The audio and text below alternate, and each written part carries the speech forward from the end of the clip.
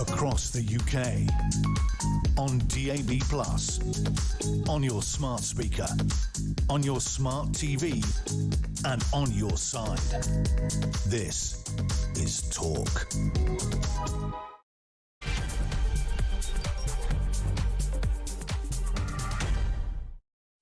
And good afternoon. Yeah, welcome back to the home of Common Sense. Thank you to Alex Phillips. She's back, of course, tomorrow morning on breakfast right here on Talk. Coming up this afternoon, you might have heard these incredible, disturbing figures. Over 200 asylum hotel residents have been linked to 425 crimes this year, including violent and sexual offences like rape. We're often talking about offences against children. Government policies have been slammed for placing asylum seekers in hotels, raising serious concerns for more violent protests around the country. We'll come to that in a second. There's a lot to be said about it. The homelessness minister, as we reported yesterday, her who was renting out the house for 700 sovs above what she was charging the previous tenants, so she kicked them out, has resigned, finally, after being accused of staggering hypocrisy. Number 10 has not publicly commented on her future, but Rachel Reeves, the Chancellor, insisted that she'd acted within the law. Well, you would say that when it's one of your own, wouldn't you?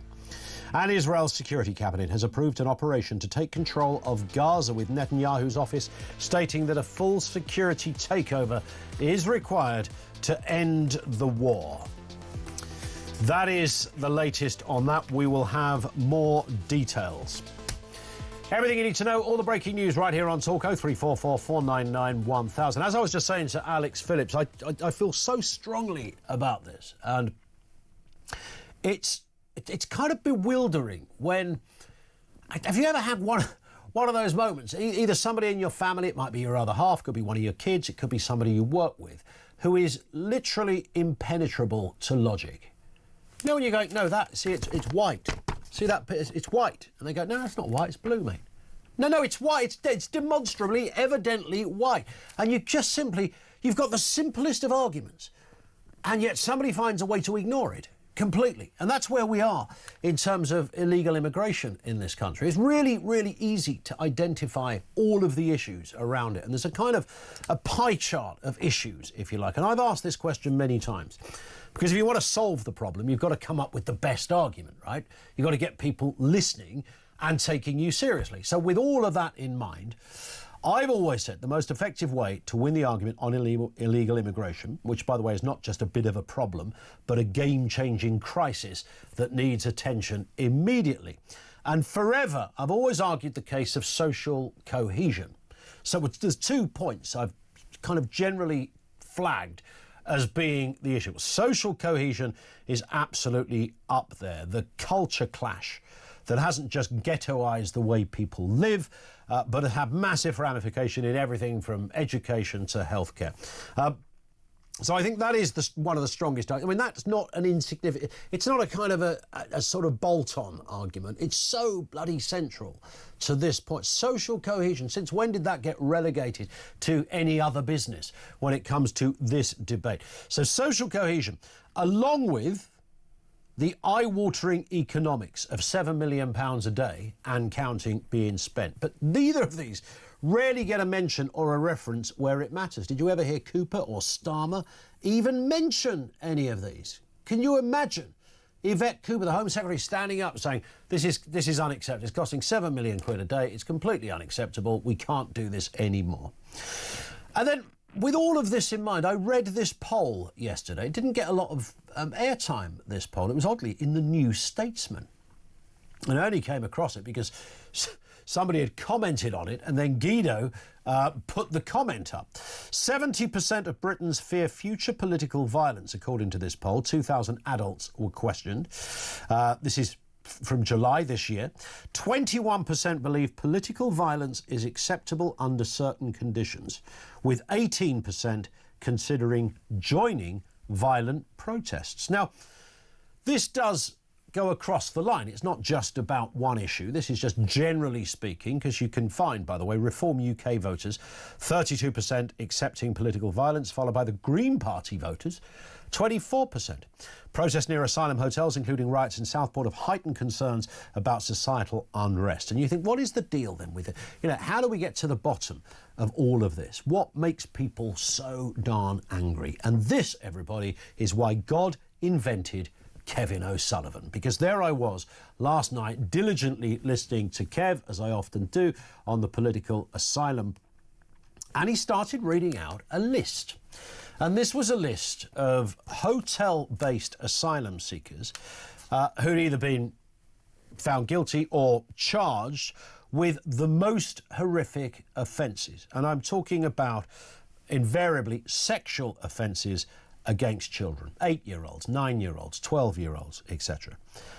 And so Kev read this. I'm going to give you a little taster. We are going to talk to Kev in about 20 minutes on this point. But let me give you a little taster of Kevin O'Sullivan. Remember what the context is here. And remember what I've just said about why are people so angry. This was the list that Kevin, some of the list that Kevin read out last night here on Talk. This is the top 50 reported cases of asylum seekers charged with sexual offences in the UK 2024-2025. Kamran Khan, Lambeth, London, 43-year-old Pakistani asylum seeker, charged with multiple counts of sexual abuse involving an 8-year-old girl. Ahmed Mulakil and Mohammed Kabir, Nuneaton, Warwickshire, 2 Afghan asylum seekers, charged in connection with the alleged rape of a 12-year-old girl. Hadush Gabasali Gabatu, Epping, Essex. We all know about him, don't we? He's a 38-year-old Ethiopian asylum seeker charged with multiple sexual offences, including 3 counts of sexual assault and 1 count of inciting a girl to engage in sexual activity. Mohammed Farouk, Birmingham, 35-year-old asylum seeker from Bangladesh, charged with the rape of a 14-year-old girl. Now, just to give this the legal context, these are people charged, not found guilty, and they have the right to a fair trial. But I have to tell you, and I've got the list here, it goes on and on and on. 31-year-old Bangladeshi asylum seeker charged with grooming and sexual abuse of minors. In Norwich, 42-year-old asylum seeker from Somalia, multiple counts involving a minor. 29-year-old from Eritrea charged with indecent assault of a child. 35-year-old from Sudan charged with sexual offences against a minor. 38-year-old asylum seeker from Afghanistan charged with rape and sexual assault. Another 31-year-old charged for a seeker from Pakistan charged with sexual assault of a minor. 33-year-old asylum seeker from Somalia charged with multiple counts of sexual assault of a minor. 37-year-old from Eritrea charged with indecent assault and sexual offences involving a minor. 29-year-old asylum seeker, Bangladesh, charged with sexual offences of a minor. Another one here, 40-year-old from Sudan, charged with multiple sexual offences involving minors. 34-year-old from Afghanistan, charged with sexual assaulting a 13-year-old. 29-year-old from Somalia, charged in connection with multiple allegations of grooming, indecent assault involving children. I mean, I've just read you, like, what, 9 or 10 there, in addition to the ones kept up. This is the list. If you're watching visually, this is the list. It makes for the most horrific reading. You have to read it twice to think, is this actually happening? Now, to many people go, well, there's no surprises here. Well, there is, if you import people from a third world country who have very different ideas of values of particularly women's rights, even children's rights, and have literally no barriers or templates of normality when it comes to what you can and cannot do. If you import that en masse, and the average age 23-year-old, by the way, who we don't know who any of these people are when they arrive across the channel and end up in hotels, we've got literally no idea. And then we have to read a list like this. Now, by the way, these are just sort of sexual offences. There are other offences we could add in. We are forever being told that don't panic about illegal immigrants. There's not that many. So, you know, it's a small number. It's only 4% of the total immigration story. So don't over-egg it and exaggerate it. And yet, from the tiniest of demographics, we're able to pluck a disproportionate and jaw-dropping set of numbers figures charges of the most horrendous and disturbing kinds of sexual paedophilia and offences against women and girls. It is off the scale. And then we read that many Britons are happy to take part in a robust protest. It should be no surprise. What would it, let me ask this question on illegal immigration. What would it take for the government to listen? I mentioned the social cohesion argument. I mentioned the economic argument. Now I'm picking up where Kev just brilliantly left off last night on this incredible rap sheet of, and they are charges, of course. I understand there's court cases still to be done. The fact we could even in a country get to a place where such a tiny group of people could so blatantly and obviously represent such disgraceful and disturbing levels of sexual criminality is something that you'd like to think our political masters at Westminster, the Coopers and the Starmers of this world will be looking at saying, give me that list, I want to look at it. Don't hold your breath on that. What will it take for the government to listen? Let's get a word on this and the other big stories of the day. Henry Hill, Deputy Editor of Conservative Home, is back with us. Afternoon to you, Henry. Good afternoon. Nice to have you with us. Well, let's pick up on that story. The data we were talking about as a poll has revealed that 1 in 5 Brits say they would participate in protests if the situation in this country got worse. Let's have a reminder of what happened in Epping. And this is one concerned mother who attended that protest outside the hotel there. Here's what she had to say. Everybody is really concerned about who is in that hotel. Crime in the area is shocking, and this is a beautiful place to live. And we are all very concerned, as are other people in other towns around the country. We need to stick together, peaceful protest, and the government need to listen to us. They need to listen to real people on the ground, people that work hard and love their country. And we're here to protect that. Our values are very important and we must protect them. All reasonable stuff from one concerned mother. Henry, I mean, what does it take for the government to listen?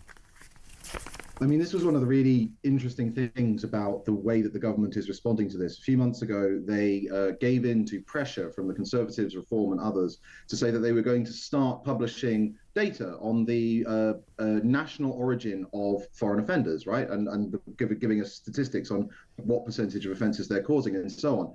But they didn't say what they were going to do with this information. Now, it should be obvious just from the way that you have read out that list just now, that the moment that you have data suggesting that certain people from certain nationalities are wildly disproportionately going to perpetrate certain offences, that you will need to do something with that information. You will have to feed that into the deportation system, the immigration system, factor it into granting visas and all the rest of it. But the government hasn't done any of that. And so the government's in this really unfortunate position where, because it doesn't really want to be doing anything about this, but public pressure is so much that it has to, it's being dragged by its fingernails through all of the stages of developing a policy. And so I agree with you, it's deeply unfortunate, because a bolder government would have recognised that the moment it decided it was going to publish this data, it should also have said, and if we find that there is a huge disproportionate from some nations, we will factor that into visa granting decisions, right? But they didn't do it. No, they didn't do it. And it's not an area many politicians are comfortable going to. And particularly, Henry, it's not, and I constantly use this phrase, it's not really in the DNA of Labour to get animated about this stuff. Well, it's funny because in the days of New Labour, it sort of was. People sometimes forget now how, especially in the early days, just how authoritarian and hot on this stuff New Labour could be, because of course they were sort of traumatised by 18 years of Conservative. Worth saying, Henry, sorry, on that point, David Blunkett was probably the most right-wing Home Secretary we've ever had. Right. I mean, at one point they set up a special a new system for asylum appeals that ended up getting overturned by the courts because it was rejecting 99% of claims. Yeah. So actually, I don't think it is completely impossible for Labour to do this. I think it's very much not in the DNA of Sir Keir Starmer, right? Sir Keir Starmer, who was appointed as his Attorney General, Lord Hermer, who is absolutely binding the government hand, foot, and ankle with international law. Saying that it is absolutely impossible for Britain to break any international law obligation. Sure. Not the case, by the way. But so I don't think it's necessarily an all of Labour problem, but I do absolutely agree with you that it is a current Labour problem. It is a Starmer problem, and there is no alternative to this, right? Like you hear these MPs saying, I didn't come into politics to do X or Y. Fine, but fundamentally, if you're in one of the big parties, you came into politics to govern. Correct. And getting immigration right is going to be the price of getting to a chance to govern from the British people in this country. 100%. And of course, this chimes in with the other point that I raised at the beginning. 21% of people believe political violence is acceptable under certain conditions. 18% of Brits, so nearly a fifth of Brits, considering joining protests, even if they are violent protests. What do we make of that? I mean, look, it's obviously enormously concerning. This country is not completely alien to having violent protests. They have been part of British history, but it's never a position where we want to be. We don't want to endorse violent protests. Protests should be peaceful. But of course, if there is a deep wellspring of public anger, part of the duty of a responsible government, especially in a representative democracy like ours, is that it shouldn't really get to that point. Right? Fine. If you're a dictatorship, you can ignore the people, and then when they go onto the streets and shout, you can send in people with baton rounds and rubber bullets and all the rest of it. But that's not the kind of country this is. And so I think it's particularly interesting that historically, I think what we've seen is, if you think about the voters and the parties that tend to be most in favor of having a very liberal immigration regime, a very liberal asylum regime, and then you think about the places where we tend to put asylum seekers, they haven't been the same places, right? If you think about the Liberal Democrat seats, nice, comfy, well-heeled London suburban seats with Labour voters, and then you think about where we continually see the Home Office putting these hotels. So I think it would at least be very interesting if some of this stuff led the government to think, hold on a minute, why don't we put these new hotels or whatever it is that they decide to build to keep asylum seekers in, why don't we put them in the nice leafy areas that seem to want them here? What's interesting about the protest, the figures of the amount of people that would attend a violent protest, of that percentage that would go, Reform UK voters were the highest represented, 32% would accept political violence, but followed by the Green Party, Henry, on 24%. Now, arguably for different kind of circumstances and reasons, but nonetheless, this level of anger on certain key issues does transcend party lines. Yeah, I think it's a really important reminder that it is not simply a case that this is about one particular issue. And there is a real problem because, of course, different countries have different political cultures. And once political violence, I suppose violent protest, I don't think we're talking about, beating up other party members in the streets or anything like that. But violent protest, if that gets normalized and one side is seen to get away with it, then the other side will start doing it, right? And we've already seen, look at the reason that some of these hotels have been shut down. The police have simply said, quite fairly, we do not have the resources to continually deploy large numbers of riot-ready officers here just in case, right? Because the police are quite stretched. They have lots of things to be getting on with. But that's a serious problem because, as we've already seen, we already have a problem in this country. If you look at riot policing, I've written about riot policing quite a lot. It tends to be the case that whereas in France or in other countries, if there's a riot, the police go in and sort it out. In Britain, the police tend to form a ring round it and let it burn out. Yeah. Now that you'll find police chiefs who'll defend that strategy, but every single time there's serious disorder, polling finds that the British public really, really want a harder response. YouGov has some absolutely amazing polling about which tactics they'd like the police to use. And the answer is nearly all of them except live ammunition. Indeed. But the resourcing point is really important because if this becomes, Britain already struggles with riots and we don't have very many. Yeah. If riots become a normal part of our political culture, our current policing setup will not cope. Henry, stay with us. Henry Hill is with us from Conservative Home. Over to you, of course, as well with that question, illegal immigration. What will it take? What will it take for the government to listen? Was it the economic argument, the social? Is it the list that I was just reading out there? Your thoughts, 0344 499 1000.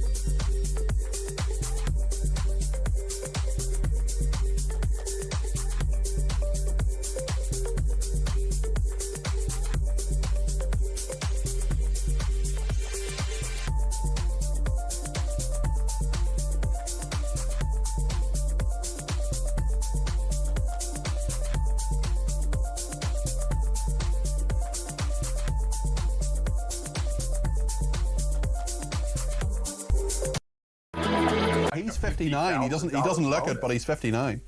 No, so he fits. By the way, Superman, I remember the black and white edition, so I'm going to age myself, Peter, before the full color Superman films.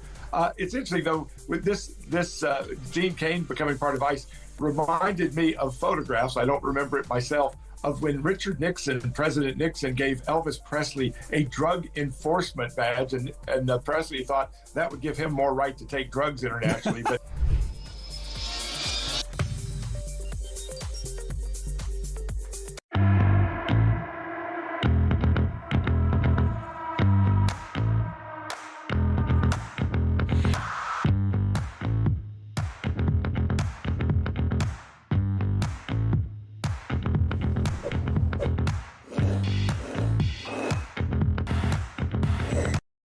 across the UK, on DAB+, on your smart speaker, on your smart TV, and on your side. This is Talk. This is indeed Talk. We've got Henry Hill with us from Conservative Home, looking at the big stories of the day. We'd be failing, frankly, if we didn't look at the story Rushanara Ali, Henry. I mean, it's absolutely staggering one, frankly. But it's worth just reminding herself of, for those who don't know who she is, but here she was in action a little while ago talking in Parliament on that issue of homelessness. Rough sleeping went up by 164% since 2010. It was cut by 2/3 by the last Labour government. Why doesn't he apologise for his party's record of 14 years of failure? We are taking action to tackle the root causes of rough sleeping and homelessness. He should apologise for the failures of his government. Yeah, I mean, some of them might have been her own tenants for all we know, Henry, but there it is. She got caught in what would be, under the new terms of the Renters' Rights Bill, completely illegal. She shifted out some tenants, then put the rent up, and job done, 700 quid a month extra, better off. And now she's had to resign, which is always interesting when apparently she's done nothing wrong. Well, I mean, she's not broken any of the rules, which is, true. I mean, but obviously, if you're a politician, and specifically if you're a Labour politician with the homelessness brief, maybe evicting all of your tenants is a bad idea, just politically, if nothing else. The problem with housing policy, honestly, is that nobody likes landlords, right? And nobody, including me, is enthused about the prospect of a Britain where home ownership is fading and instead we have lots and lots of landlords. The problem is that because landlords are really easy to bash, but this is the critical thing, private rented is the most efficient use of housing, right? Like, I don't like HMOs, the fact that young people are stuck in HMOs, but for young people in an HMO is the most efficient use of that house. And so what we've had ever since 2010 and 2011, when George Osborne started it, is we've had crackdowns on landlords, which has pushed rent up because they haven't built enough houses. And so the housing crisis has got worse. Now, I think the real indictment of the minister here is she says she's tackling the root causes of homelessness. No, she's not. The root cause of homelessness, ultimately, is the fact that we don't have nearly enough housing. Yeah. And that makes housing really expensive. And she knows that because she was able to charge 700 quid more a month 100%. for her property. And I don't know if I was renting in London a few years ago. When I made the decision to move into my last rental, I had a choice between 1,200 a month for a one-bedroom flat or 800 a month for a HMO a few streets over, and I took the other one to save. By the time I moved out 2 years later, that one room, that ground floor bedroom in a shared house, was costing me 1,200 a month. Wow. Right? So that's just in 2 years, and I could have had a flat for that 2 years before. Yep. So it's good to take down hypocrites. It's obviously absurd that somebody, it's a bit like it's firing all her staff on Christmas. If you're a progressive politician and you think you're the good guy, don't do something that a villain in a Dickens novel would do. But the real problem is that this government, like the last government, in fairness, is not building nearly enough housing. I want housing to be cheap. I want young people to be able to get their own places. I don't want landlords to be in a position where they can whack in one go a 700 quid increase on the cost of rent. But that needs building houses. Yeah. Worth moving to this story, of course. Very serious turn of events over there in Israel. Benjamin Netanyahu announced that Israel intends to take over the whole of Gaza. Let's have a listen to him speaking last night on Fox News. You will go immediately into a meeting with your security cabinet. Will Israel take control of all of Gaza? We intend to, in order to assure our security, remove Hamas there, enable the population to be free of Gaza, and to pass it to civilian governance. That is not Hamas and not anyone advocating the destruction of Israel. That's what we want to do. We want to liberate ourselves and liberate the people of Gaza from the awful terror of Hamas. Well, in the last few hours, Keir Starmer has condemned this and urged Israel to think again, Henry. This is clearly an escalation, whether it's right or wrong. Perhaps we can discuss in a more lengthy moment, but that's certainly the position of Netanyahu. Some would say no real surprise, though. No real surprise, not least because Netanyahu was amongst the people who opposed Israel's withdrawal from Gaza in 2006. And whatever you think of him, I think his argument was basically correct, which is that, if Israel moved out, there would be a power vacuum. Maybe Fatah would take over. In the end, Hamas took over. I also think that it is perfectly reasonable, actually, to expect Israel to take over Gaza in these circumstances, because as we've seen over the last few weeks, the aid isn't getting in, right? There's thousands and thousands of aid trucks in Egypt that can't get in. Now, if Israel isn't going to allow Gaza to have its own government, and given that that government is Hamas, it's not going to anytime soon, I think it is actually Israel's moral responsibility to take responsibility for governing the territory of Gaza, at least temporarily, because there's over 1 million people in there, the infrastructure is gone, there is disease, there is hunger, and I think that Israel is actually stepping up and shouldering a responsibility. Obviously, a lot remains to be seen. Will they leave? Will he set up a civilian government and all the rest of it? But it is more responsible for Israel to take over government of Gaza temporarily and make sure its people are fed, housed, and clothed and so on, than it is to simply pretend that it's a no man's land for which it has no responsibility. And finally, let's finish on, I was going to say a lighter point, but it's just disturbing in another way that a university has had to put up posters on the campus to warn students not to eat conkers. Apparently, some can't distinguish between a conker and a chestnut, Henry. So they've got the posters up in case there's a student there that might be too thick to know that you don't eat conkers. I mean, why? Whenever I hear something like this, and the first instinct is always to blame some mad official at the university, but the thing that I'm always wondering is, are they somehow liable, right? Does something in their duty of care, is it a university field that has the chestnut trees in it, horse chestnut or conker? Is there some insane legal thing, which means that if they didn't do this and somebody poisoned themselves, they'd get sued? I mean, probably not, but that is sometimes the case in these things. But it's another sad sign. It used to be that you left school at 15 or 16. By the time you were 20, you were an adult, right? Well within, in the 1990s even, you were an adult. You were fully expected to be a functioning adult. University was an adult experience. And now we've got this very strange thing where, I mean, I'd be surprised if I saw posters like that at a senior school, right? Like at a primary school, maybe, fine. You'd expect the teachers to just be keeping an eye on the kids. But, oh my God, we had some kids eating conkers, fine. If they're in year 3, and they're doing that in the middle of, in the sandpit or whatever, that's a danger. The idea of having it, if I saw that at a sixth form college, I'd be baffled. The idea of seeing it at a university just boggles the mind. Apparently it came around because one student ate conger and got some terrible stomach pains. But, he'd probably been out on the lash the night before, so who knows? Henry, thank you very much indeed for that, as ever. Henry Hill is the Deputy Editor at Conservative Home. Thank you to him. Over to you in a few moments on that issue of illegal immigration. Given what we've been talking about in this section, what will it take for the government to listen? 0344 499 1000. Some really strong voices coming on with us in a couple of moments to respond to that right here on Talk.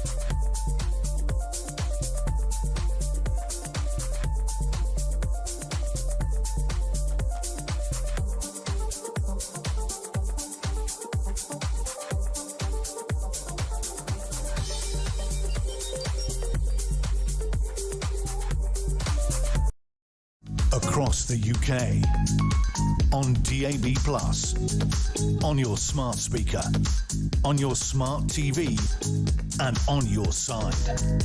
This is Talk. It is Talk 0344 499 1000. And, of course, we are responding to that issue of, I say of, it refers to so many different things. Kevin O'Sullivan, a poll in the New Statesman, and everything... Oh, he's there for some reason. Kevin O'Sullivan... No. We haven't introduced Kev yet. Not on for a while, Luke. So it involves Kevin O'Sullivan, it involves the New Statesman, and who would have thought those two things would go hand in hand? People are fed up, and now figures are out on the danger that migrant hotels pose to the public. It's no longer a political point scoring online or speculation. Over 200 asylum hotel residents have been charged with 425 crimes, meaning that more than 2 charges per person. We know how hard it is to get charged today in the UK, by the way, just for shoplifting. So these findings beg the question, how much more crime by hotel migrants goes unreported or uncharged? These figures are shocking. Let's speak with Kevin O'Sullivan.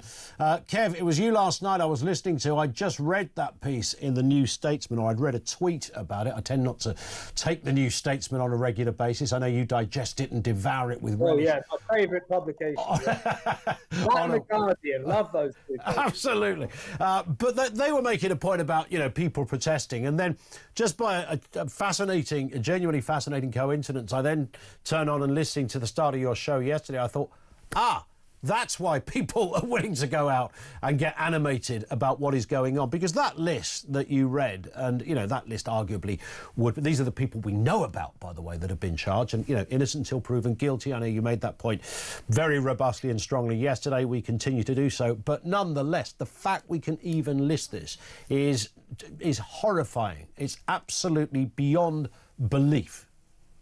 Absolutely. I mean, what we've got emerging here is the Telegraph, as you say, yesterday, listed all the very serious alleged crimes being committed by asylum seekers, you know, not only sex crimes, also violent crimes, just serious crimes generally.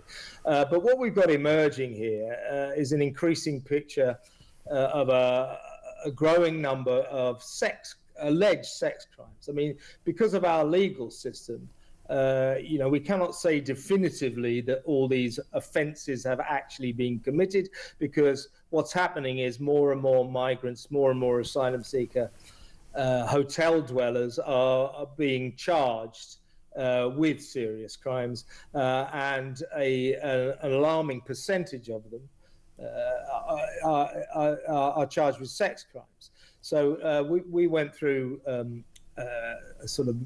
we went through all the potential sex crimes committed by asylum seekers, people living in asylum seeker hotels, and indeed, what do they call them, homes of multiple occupation. And, you know, it was worryingly high. Also, apart from, you know, the danger to women, it emerges that there are quite a lot of sex crimes being committed against children. I mean, we were talking last week about this shocking case, and this is just one, of a guy currently appearing in court, the Inner Crown Court, a Pakistani asylum seeker living in an HMO, home of multiple occupation, in Streatham in South London, charged with a multiple rape of an 8-year-old girl. We know about the 2 Afghanis that emerged last week in Nuneaton, charged, or they're both involved allegedly in the rape of a 12-year-old girl, and so on and so forth. So what's emerging here is that 16 years of terrible migration policies have not only turned Britain into an unsafe country for women, but they've also turned it into an unsafe country for children. And when we often say, you know, well, the problem is we're letting in thousands of young men of sexually active age who come from cultures with very different attitudes to women, we need to start saying that they also come from cultures with very different attitudes to children. It's very worrying. Yeah. What's disturbing about this, Kevin? If you were kind of inventing the world from day one now, then somewhere after the comments you've just made, a Home Secretary would pop up and go, oh my goodness, this is outrageous. We're going to do something about this immediately. We will stop all forms that nobody's coming over here. Now we've got this data. We've got this big list. You've read it out. I've read it out. We've played the clip. We've got the concerns in that poll that we read out. You'd think there'd be almost emergency level, crisis level, a Cobra meeting would be called. But nothing. Well, no, our government just seems to allow this to carry on happening. And you've got Keir Starmer gaslighting the public with this ridiculous, 17 in, 1 out swap a migrant scheme, saying, no, if so we'll stop at nothing to secure Britain's borders. Well, that doesn't secure Britain's borders. His smash the gangs nonsense didn't secure Britain's borders, mainly because he hasn't smashed a single gang. So you've got a government that is approaching this, what I would say is approaching a national crisis. They're approaching it in a kind of performative headline-chasing way, rather than really seeing that we have a serious situation emerging, and something ought to be done, and something ought to be done fast. Indeed. Kevin, great to have you on, and congratulations on some great journalism yesterday on the programme with yourself, and I know your producer as well, working really hard putting that together and getting, the definitive detail, which you don't really see or hear anywhere else. Thank you to Kevin O'Sullivan, back on air tonight at 7. Let's get a word from David Shipley, the investigative journalist. I know, David, we've talked around these issues of protest before and what it takes for somebody to get angry. You see lists like this, nothing is surprising now. It's understandable that people are quite literally at the end of their reasonable levels of patience. It is. And I think we have to remember that every rape, every sexual assault, every crime committed by a migrant is a choice. And it's a choice which is a result of policy decisions made by politicians and civil servants, and choices made by judges as well. Yeah. Every single one of these crimes is the fault of people within the state. And for 20 or more years now, Brits have been voting against mass migration in election after election, and we have been ignored again and again and again. 100%. And ultimately, if democratic mechanisms are not going to change policy, of course people will walk to the streets at protest. I thought it was interesting. It's maybe a nuance point, but I think it's a really important point. And Kevin O'Sullivan used the phrase, I used the phrase earlier, that if you import people from third world countries who have very, very different views of the rights of women, young girls, and in some of these cases it seems children as well, if you do that, there's no surprise that you might end up with stories such as this. But the nuance bit, or the bit that I find fascinating, uttering those words, if you import people from a third world country, when I've heard some people sort of raise that very issue on Question Time or something, there's always the liberal on the panel that rolls their eyes and says, oh my God, here we go, we're going down that path, are we, of distinguishing between cultures? Well, it's not about ethnicity, it's about cultures that we're talking about here, more probably. You have to raise that point. I mean, it would be ridiculous not to raise that point, but it's that language that we've almost been trained to believe is somehow at best xenophobic and at worst completely racist. We've got to get out of that mindset, right, and just call it what it is. Of course. I think the idea that all human societies are the same and that all people are interchangeable units, and if you bring a bunch of Afghan men here who've grown up in a society where women are treated as less than livestock and have essentially no rights. In Afghanistan now, women are allowed to speak outside the home. There's two things that we could believe. Either we believe that they will carry on being as they are, or that they will magically land on a big beach in Kent and become a liberal, tolerant, feminist British man. And to believe the latter, I think you have to be profoundly deluded and just blind. You have to be refusing to see the reality of the situation we have created through policy choices. And, I think we've just got to be honest. It would be lovely if we lived in a world where all men who came here instantly became great feminists and left their appalling attitudes to women in their home countries, but that's not reality. And what we are choosing to do at the moment is prioritizing the desire of these men from other countries to come and live in Britain and have a nicer life over the safety of women and children, British women and children. That is a profound evil. Indeed. And then it should therefore be no surprise, the other part of this story that we've kind of factored in here is that 1 in 5 Brits, 20% of the population, said they would participate in protest. And even if that protest turned violent, they would still be there. Such are the levels of anger. Yeah, again, I'm not surprised at all. If we look at the legitimacy of a state rests on keeping its people safe. That's the first duty of a state.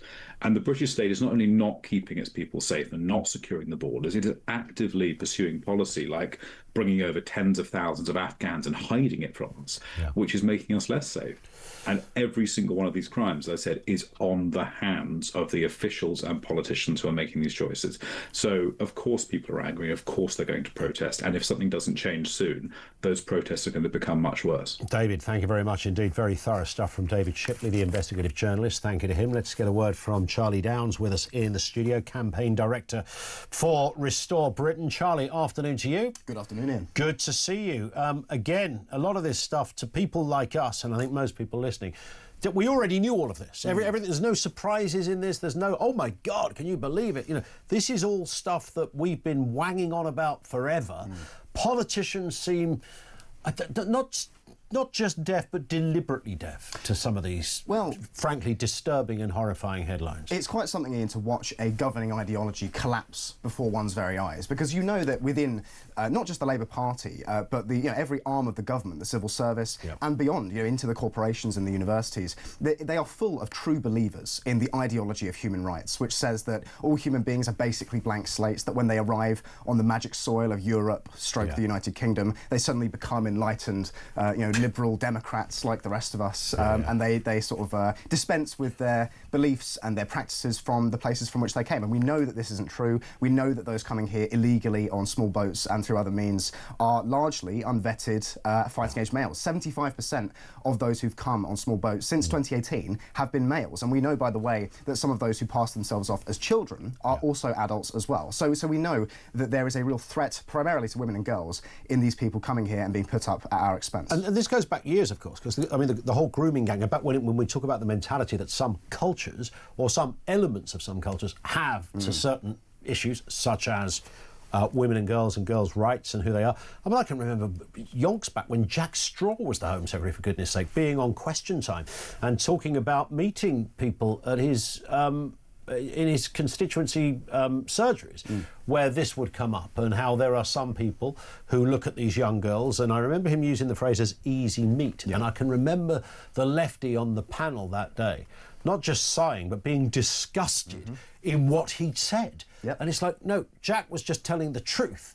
He was telling the truth. The half-wit who thought she was somehow better than Jack was simply lying in her incredulity at what he said. It's funny how Jack Straw would now be thought of as being some kind of far-right kind of politician nowadays. This was a fellow who was himself a left-wing student protester. A Blairite. Good on him for it. That's what he did and what he believed. Our government is now occupied by, almost completely by people like that woman that you were just saying about, who genuinely believe that those who are in opposition to these unvetted fighting-age males from the most violent regions of the world being put up in our communities without much in the way of detention. They're kind of free to just roam around these towns and villages and cities. Those who have opposition to that policy are somehow backwards or stupid or racist and all the rest of it, when actually what we're dealing with here, Ian, is people from, as I said, the most barbaric regions of the world. Since 2018, the 3 most common nationalities to cross the Channel were Iranians, Pakistanis and Afghan nationals. And we know from statistics from the Home Office, from the ONS and from the Centre for Migration Control that these are nationalities that frequently over-index in the worst imaginable crimes. Like Afghans, for example, as we know, are 22 times more likely to commit sexual assault than British nationals. And these are areas of the world that are frequently very low IQ. There is a lack of impulse control among a lot of these people. And that, sure, maybe that is a generalisation, but it's also a statistical reality, and it's being borne out in the hideous crimes that we're seeing take place on an almost daily basis in our own country. And what is fascinating about this, I've done, over the years, I've been over to France, I've seen those camps, I did a short documentary in Paris, where we went to meet, and there were hundreds of people that were, waiting to, improve their life. We met some genuine asylum seekers, people who'd come who were troubled, and as soon as they saw, a couple of white journos turned up, they wanted our attention because they wanted to be able to tell their story. They were genuinely desperate. We also met loads of young men who were clearly just wanted to change their life. I'm sure most of them were not mad rapists.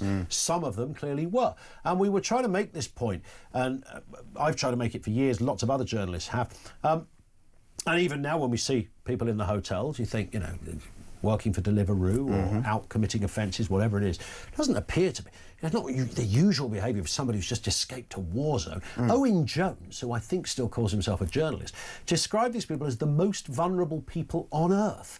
And on Earth. And I'm thinking, really? Is this the list we've got here? Are these the most vulnerable people? Is that what happens with vulnerability? You suddenly have the urge and proclivity to carry out sexual offences against children. Well, this What's is going on? This is the point, Ian, is, these are basically chances, and they're taking advantage of our very lax, very liberal system, which I think places too much trust on those that it serves, and many of those from the third world who don't have our same sense of fair play and who don't share our values when it comes to things like honesty.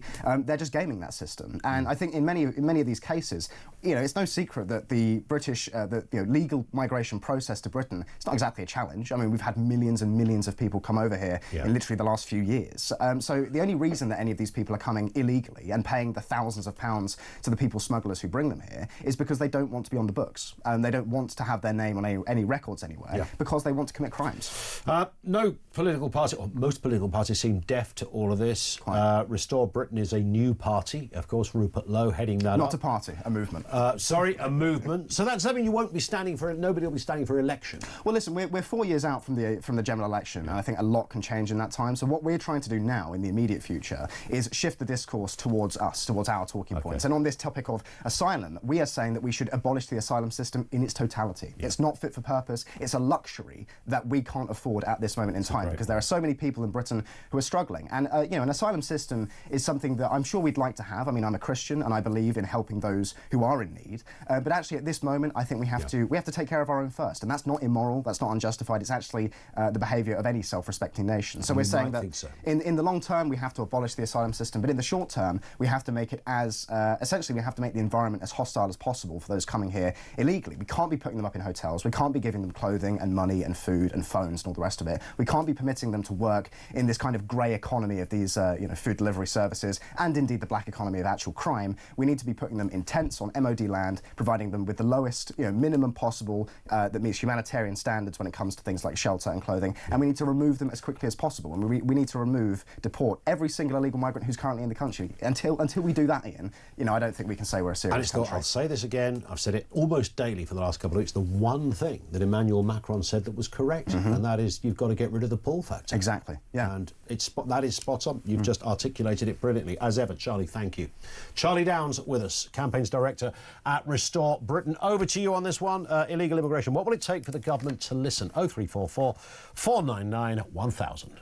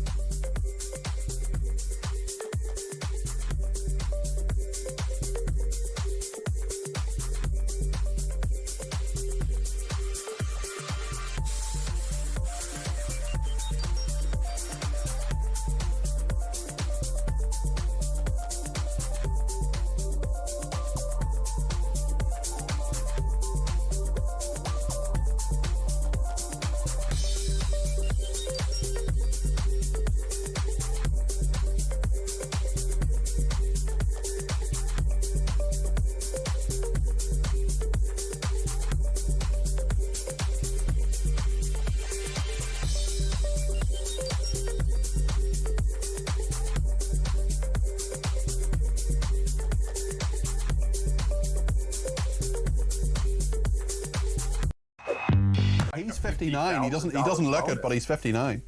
No, so he fits. By the way, Superman, I remember the black and white edition, so I'm going to age myself, Peter, before the full color Superman films. It's interesting, though, with this Dean Cain becoming part of ICE reminded me of photographs, I don't remember it myself, of when President Nixon gave Elvis Presley a drug enforcement badge, and Presley thought that would give him more right to take drugs internationally. But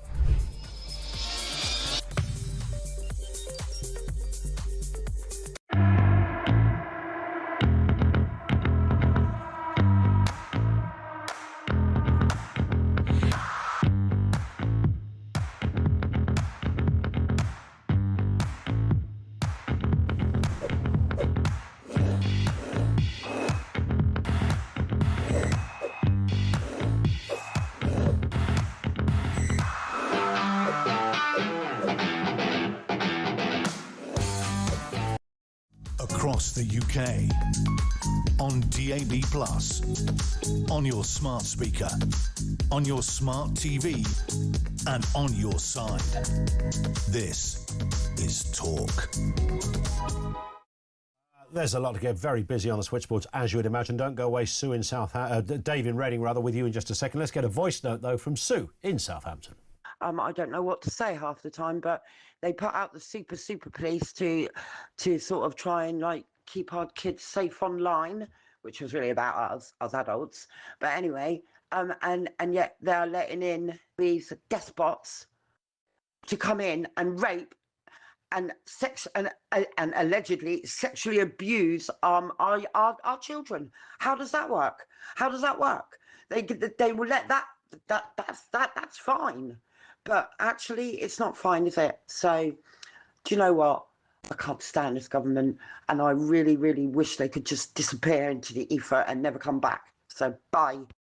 Thank you, Sue. I tell you what, that's a cracking point, isn't it? We've got the online safety bill, which is to protect kids, while simultaneously going, hey, you lot over there, whose views of women, children, safety, respect, and all that should go with civility. You can come here. We don't know who you are. We don't know your name, your country, know nothing about you at all. But in you come. We'll put you up.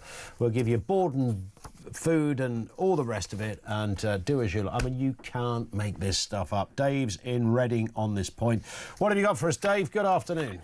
Hello, Barbara. How are you? I'm as good as gold. What's going on? You're never going to live that down now. I know, Babs. Yeah, I'm feeling quite comfortable with the name now, to be honest. Good for you. It's only a matter of time. But what's quite funny in the world we live in, Dave, is that if I genuinely pursued that they'd have to change all the jingles. They wouldn't be able to fire me for it because that would look terrible. And everybody would be calling in and saying, "How are you, Babs?" Yeah, you'd be internationally famous. Yeah. It's all right, isn't it? Yeah. Doing red carpet stuff by dawn. Exactly. Go for it. Well, what are you... You asked a question there. What can we do? Yeah, what would it take for the government to listen? What can we do as people? What are the powerful arguments against what the hell is going on here? Well, I think they are listening. Okay. I think they hear every single word we say. I think they notice every protest. They know they can hear, but they don't want to do anything about it because it's going to scupper their plan. They clearly want this. Yeah. I mean, it's almost like the conversation needs to move on now from what can we do to get them to listen. It's a real realisation. And do you know what? John Mappin yesterday, was he on with you? I think he was. No, he wasn't on with us. He might have been on Drive with Peter afterwards. That was such a powerful interview. He completely nailed it. He got to the point where he said he thinks the Home Office has been hijacked. Nothing else makes sense. And I think all these sex crimes and, everything that's been discussed today, poor old Alex Phillips nearly in tears. I think she was in tears. Yeah. Looking at that out there.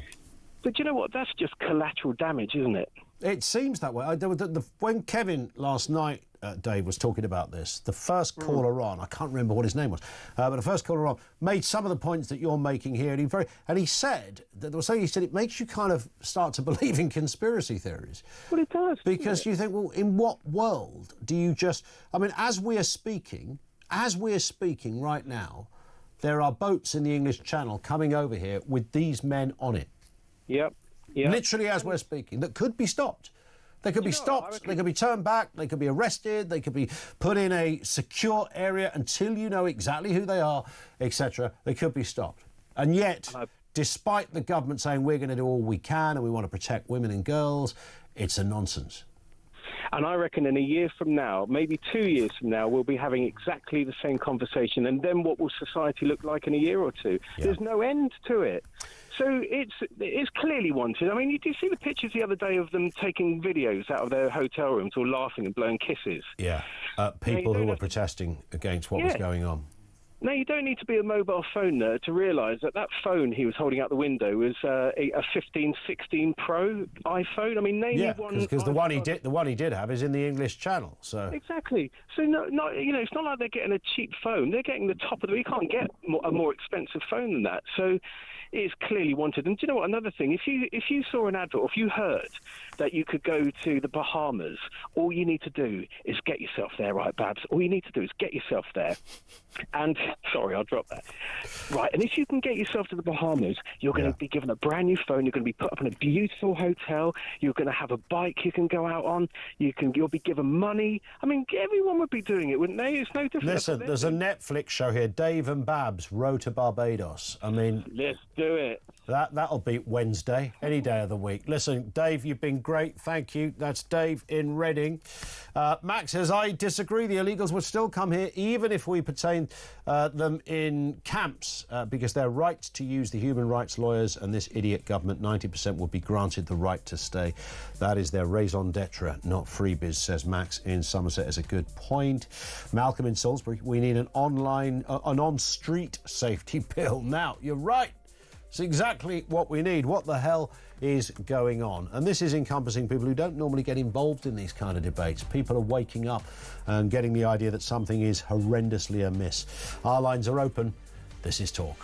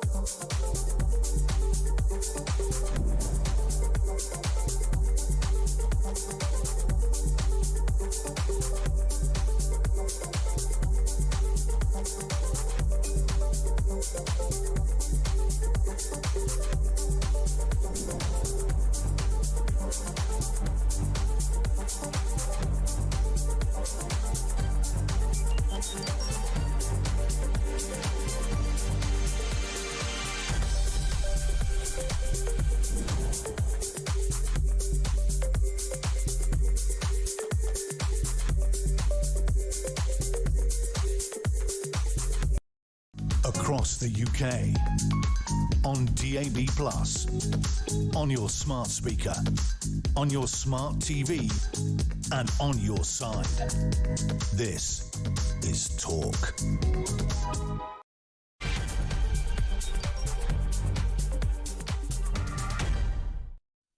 It is indeed the home of common sense. Welcome back. Absolutely chocker on the phones on this one, as you would imagine. That story, over 200 asylum hotel residents have been linked to 425 crimes this year.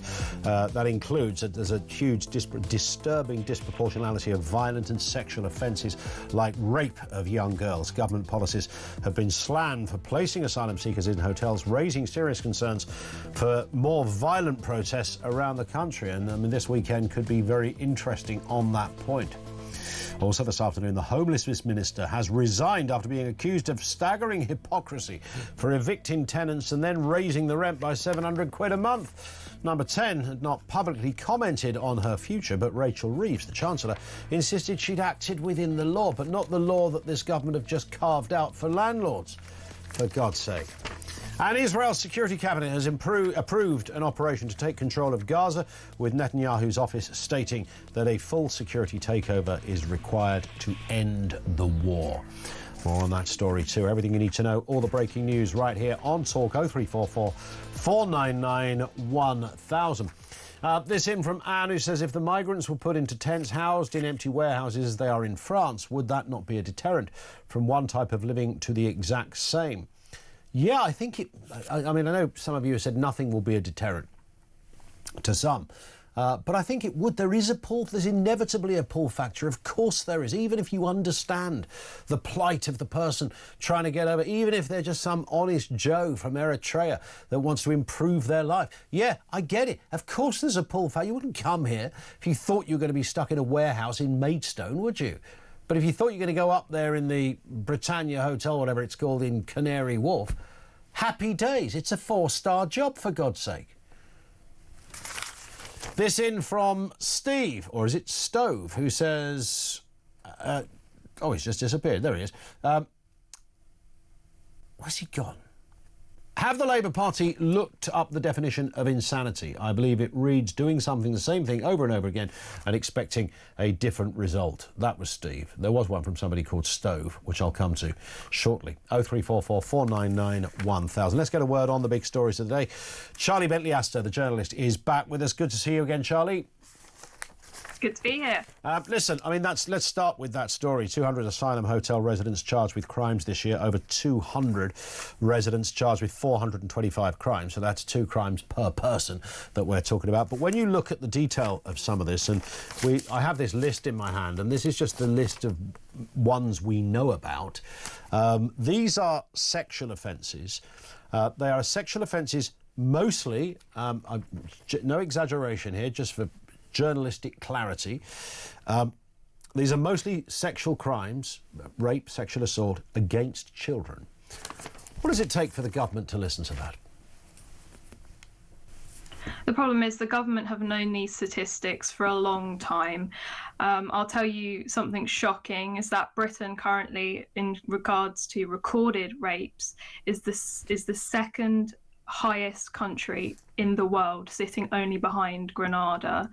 Now you can say, yes, there are issues with recognising rape and recording rape, and we can imagine these figures are higher in places like the Middle East. However, if you look at Europe alone, Britain is the rape capital of Europe. It sits behind France, who has twice less than what Britain has. So there is a significant issue here. And it has to be, unfortunately, attributed to immigration. The correlation is too strong. The overrepresentation in the figures between those who are native here, those who have settled here, and those who have an ongoing immigrant status here are stark. So, for example, the Centre for Migration Control found this year that 34% of assaults against females were committed by people with an immigrant status. Now, these people constitute 16.8% of the population, according to the last census, which means that they are twice represented in these crime statistics. Now, in practice, that means a woman walking down the street is twice as likely to be assaulted if she encounters a migrant rather than encountering an Englishman. Now, obviously, we can say not all migrants. It doesn't mean that every migrant every migrant poses a threat to a woman. They don't.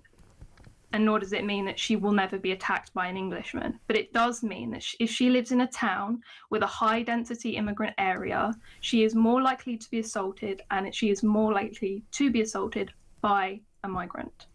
Why does that very stark and factual figure, why does that elude the likes of Yvette Cooper and Keir Starmer? Why are they not able to, I want to hear my Home Secretary stand up and make the point you just made. I'd like to hear Yvette Cooper get animated about that and talk about how unacceptable it is. In another world, as I said earlier, you would be calling a Cobra meeting on this and saying, look, Houston, we have a real big problem here. This is huge. That's because there are significant lobby groups and campaign groups in the UK and Europe more broadly who will insist if you bring up these figures, you're being racist, bigoted, you're not looking at the broader picture, you're not taking into account the trauma these people have, you're not taking into account the cultural differences. The excuse they didn't understand what they were doing or they had mental health problems is just too frequently pulled out of the bag by these lawyers who end up representing them. We at what point do we say, I don't care? I don't care what issues they've got going on. I don't care where they've come from. We're not tolerating this. And the slogan you'll often see, we've seen every single day for the last 2 weeks a headline that's saying that a migrant has been accused and is currently going through the court system over the alleged rape and kidnap of a young girl. And you'll see in the comment sections on social media, people either be saying, deport these people now, like mass deportation now, or you'll see the counter protesters saying it's not all migrants. And as I've said, yes, it's not all migrants, but it's double the amount of the baseline population. And also in very focused areas as well. So that possibility statistically increases somewhat if you are in areas where there's a high density population. Exactly. And so to say not all migrants is being used to essentially not deal with the issue, to go, well, it's just a few. It's a few. I don't care if it's a few. One is too many. The thing that is being lost is the understanding of what's happening in these girls' lives.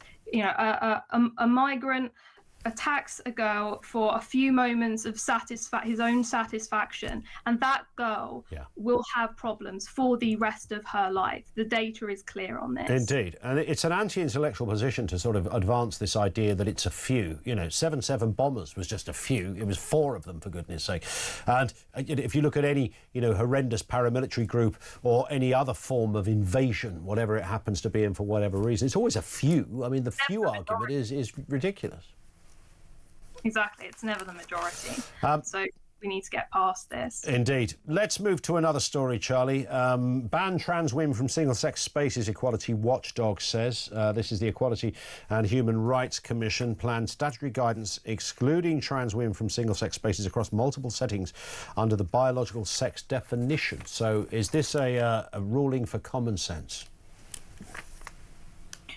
Obviously, we saw back in April of this year, the campaign groups like Sex Matters managed to get the Supreme Court to confirm what almost everybody already knew, which is that man and woman in the Equality Act refers to biological sex, not a felt sense or an identification that someone declares.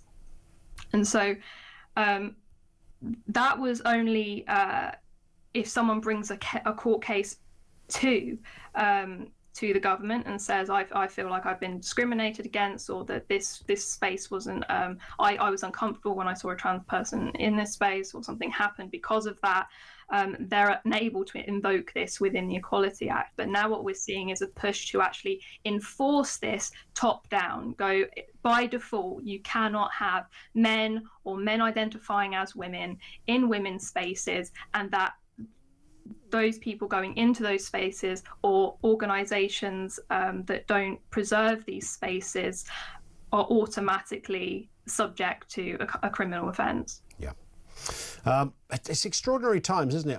Again, I noticed there was the story in the week of the an employee at Marks and Spencer's who'd a trans woman who'd approached I say approached, I don't want to try and exaggerate anything. Apparently went to assist a 14-year-old girl who was looking for a bra. Now, I don't know the full circumstances. They did apologise, I think, but they didn't apologise for their changing room policy, which still allows me to walk into your area of changing rooms, Charlie, by just declaring I'm a girl. And then they do that annoying thing in the same way that Sadiq Khan says things like diversity is our strength. They throw out that horrendous, ridiculous word, inclusive, as if that if you don't subscribe to that, there's something wrong with you. We're an inclusive company. No, you're very dangerous and, frankly, at best, stupid. But that's where we're at on these stories. Well, precisely so. That's actually what I've written in my notes in front of me. I said at best it's naivety, and at worst it's malicious. Yeah. It's not. I mean, I wrote a piece on this a long time ago, but the experience, my first experience of going into a changing room that was just sort of all sex, and I didn't really think anything about it when I was growing up. I did a lot of acting and drama. You don't even think about it. You just get you're very free with your body. You just get changed and you're rushing here, there, everywhere. No one's looking or thinking about it. So it's one of those things when I was younger I don't think didn't matter. But being in these spaces and knowing that, I mean, there was a male attendant, and I could only hear male voices, and to be standing there, scantily clad, and hearing these male voices, it's at least disconcerting. But the concern comes in when you don't, I assume that everyone in that room was fine that day, but the concern is when it's not fine. Yeah. And if someone had attempted to look in on me or even attack me, I don't know that if I'd have gone to that male attendant that I would have necessarily been backed up in the way that I do when I'm surrounded by women. Sure. And the accepting that that's just something that people feel, and we don't actually have to negotiate that, but just acknowledge that that's a fact. And again, it's not that trans people are forced into one space or forced into another space. There's where we've got all sorts of spaces now where you can have mixed changing, whether it be because you have children, or spaces where accommodate for all kinds of disabilities and mobility issues. It's not that people are going to be forced into one space or another. It just says that at least for these two spaces, these are the separate sex. Well, you'd think so. And I always thought that when it came to underwear, that it would be, back to the story of M&S, that it would be, isn't it just a given that a woman would assist, particularly a young girl? I mean, if I was working in M&S, the only thing that would horrify me more than being told I've got to help a young girl with a bra would be being told I've got to help a 98-year-old with a bra. That would be probably equally disturbing.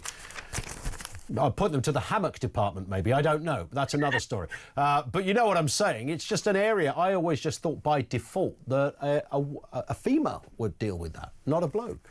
It's uncomfortable enough as it is for both sexes. I really don't imagine a man would particularly want a woman coming and going, I'm not sure those boxers fit you quite right. It's fine when you're with your intimate partner and you can joke about things, but with strangers, it's just not okay. It's not okay. I'll tell you what else isn't okay: being the homeless minister, kicking your tenants out and then raising the rent. I mean, it's kind of funny in a weird way, because to me, there's nothing that surprises me about this story. I'm not going, oh my God, have you seen this?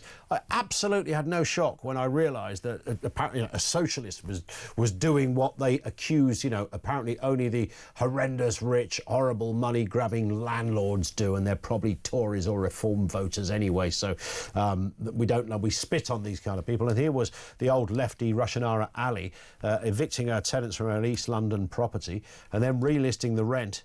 4,000 quid a month, 700 quid more than it was, which would, she was trying to do that under the new legislation being proposed by her own party, that would be illegal.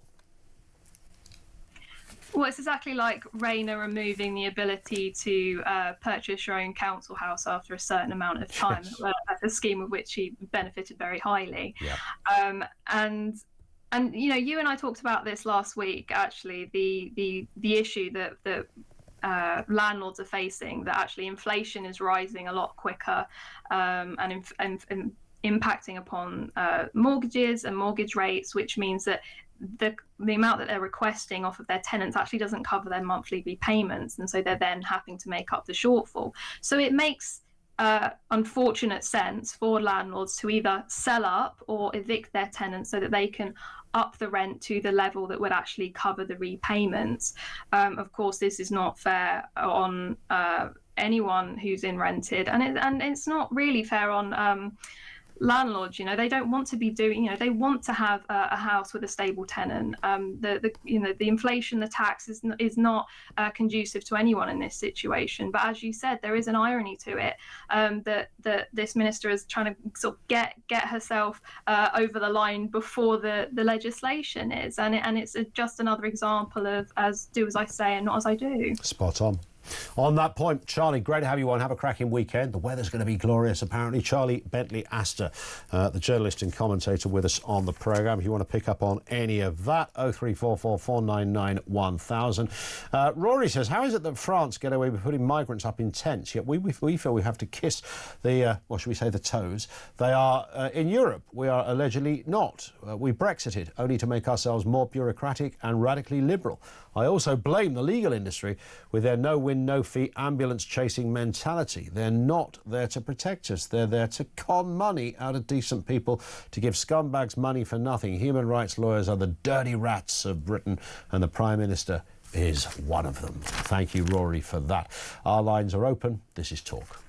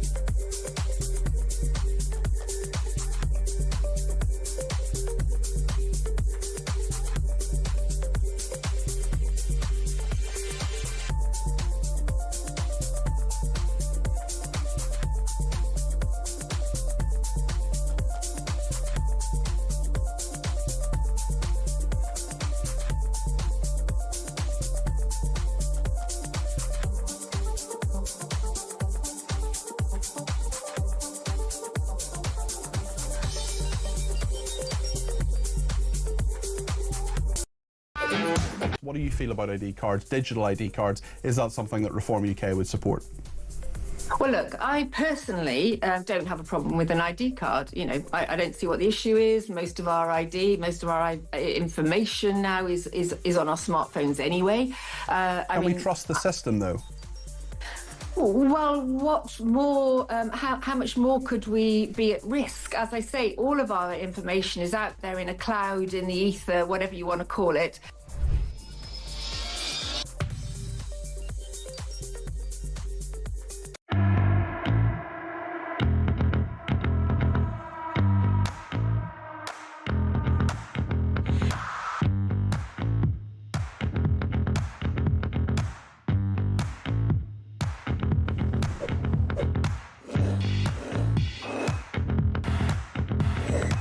Across the UK, on DAB+, on your smart speaker, on your smart TV, and on your side. This is Talk. One here from Maggie, who says, all asylum seekers kept in secure detention centres, that is, stay there or return to where they came from. Enough is enough. Starmer's main responsibility is to keep us safe, which he's not doing. Perhaps we could use the ECHR to get rid of him. Yeah, it's not a bad idea. Maybe there is a human rights abuse taking place. Let's go to Marie, who's in Essex. Marie, good afternoon to you. Good afternoon. What are your thoughts? I'm so angry. I'm living proof of what the illegal immigrants do.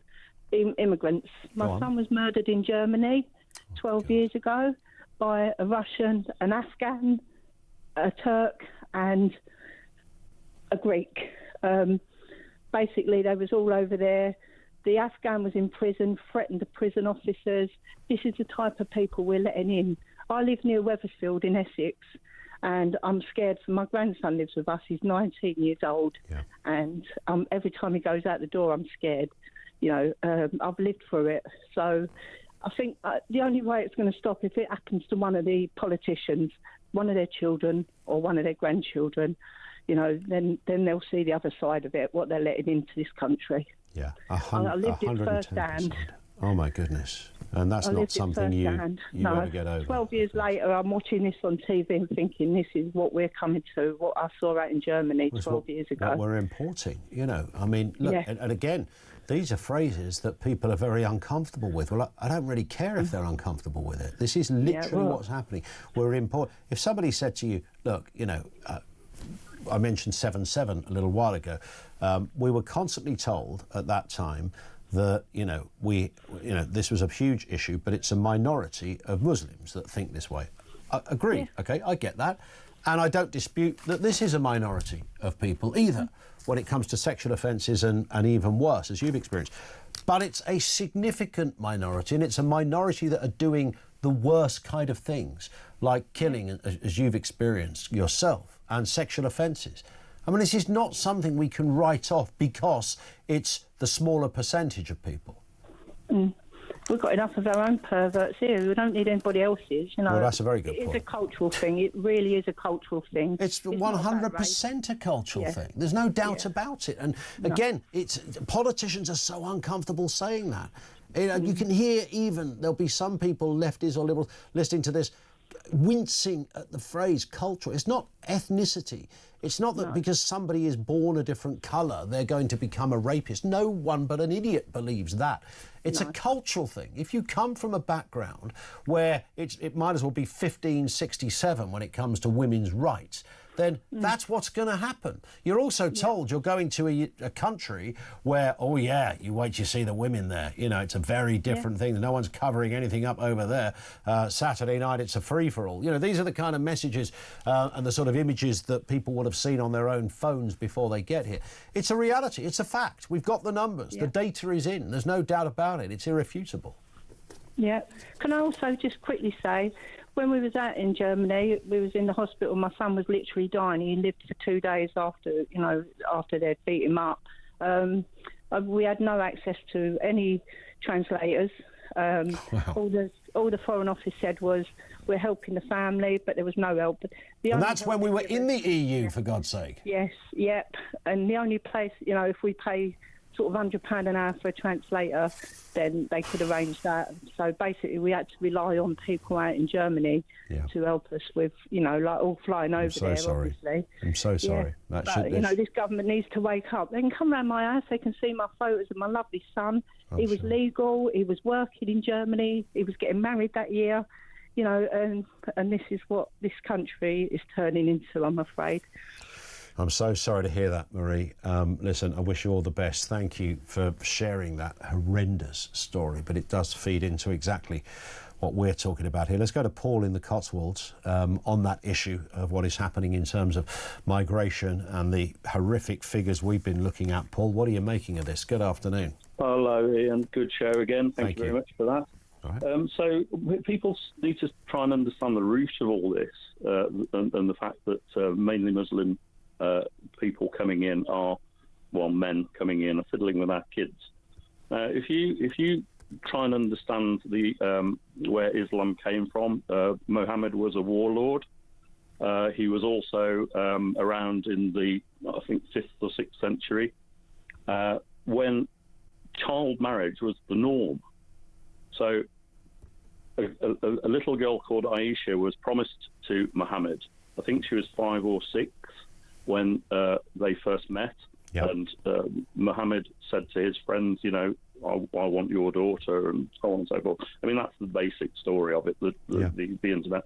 So the people that we've got coming in now come from probably very uneducated sort of backgrounds, and the only education they tend to get is in the mosque from the imam who teaches about how Muhammad's life was and all the rest of it.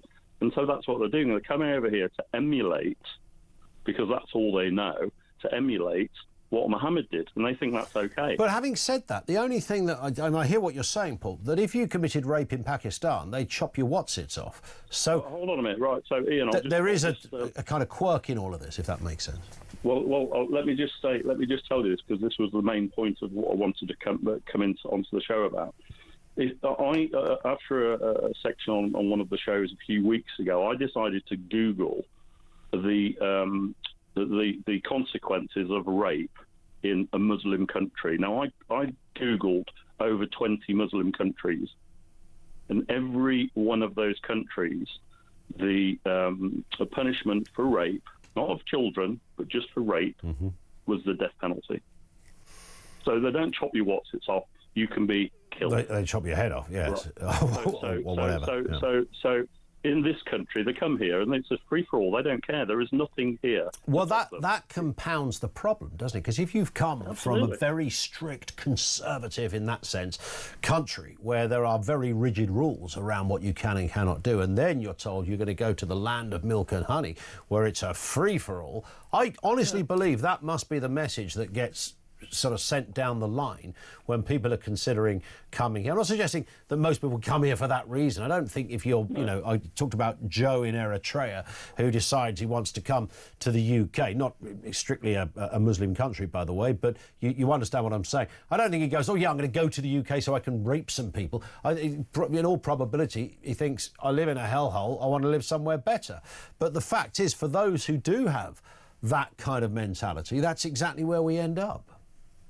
Can you imagine the people that are living in those third world states that get a call on their posh phone from their off their mate's posh phone that's already landed here, saying you need to come here? They don't half look. They give us money. They give us a house. The streets are clean. We get fed. You should do this. So as soon as one of them gets here, there's 100 more on their way, and they'll get the same treatment. Now they've come from these harsh. I've worked in lots of Arab countries. I sort of know what they're like. You get these very harsh environments, as you say, very conservative, and they come over here and they're allowed to do it. I mean, they're seeing, we take it for the norm, but half-naked girls sort of on the beach or wandering around, nightclubs. They've never seen this stuff before. 100%. 100%. And that, all of these things, again, for the left-wing intelligentsia, these are very uncomfortable things to acknowledge. They happen to be true, and it's not even hard to work out that they are true. Paul, thank you. It's a great call. 0344 499 1000.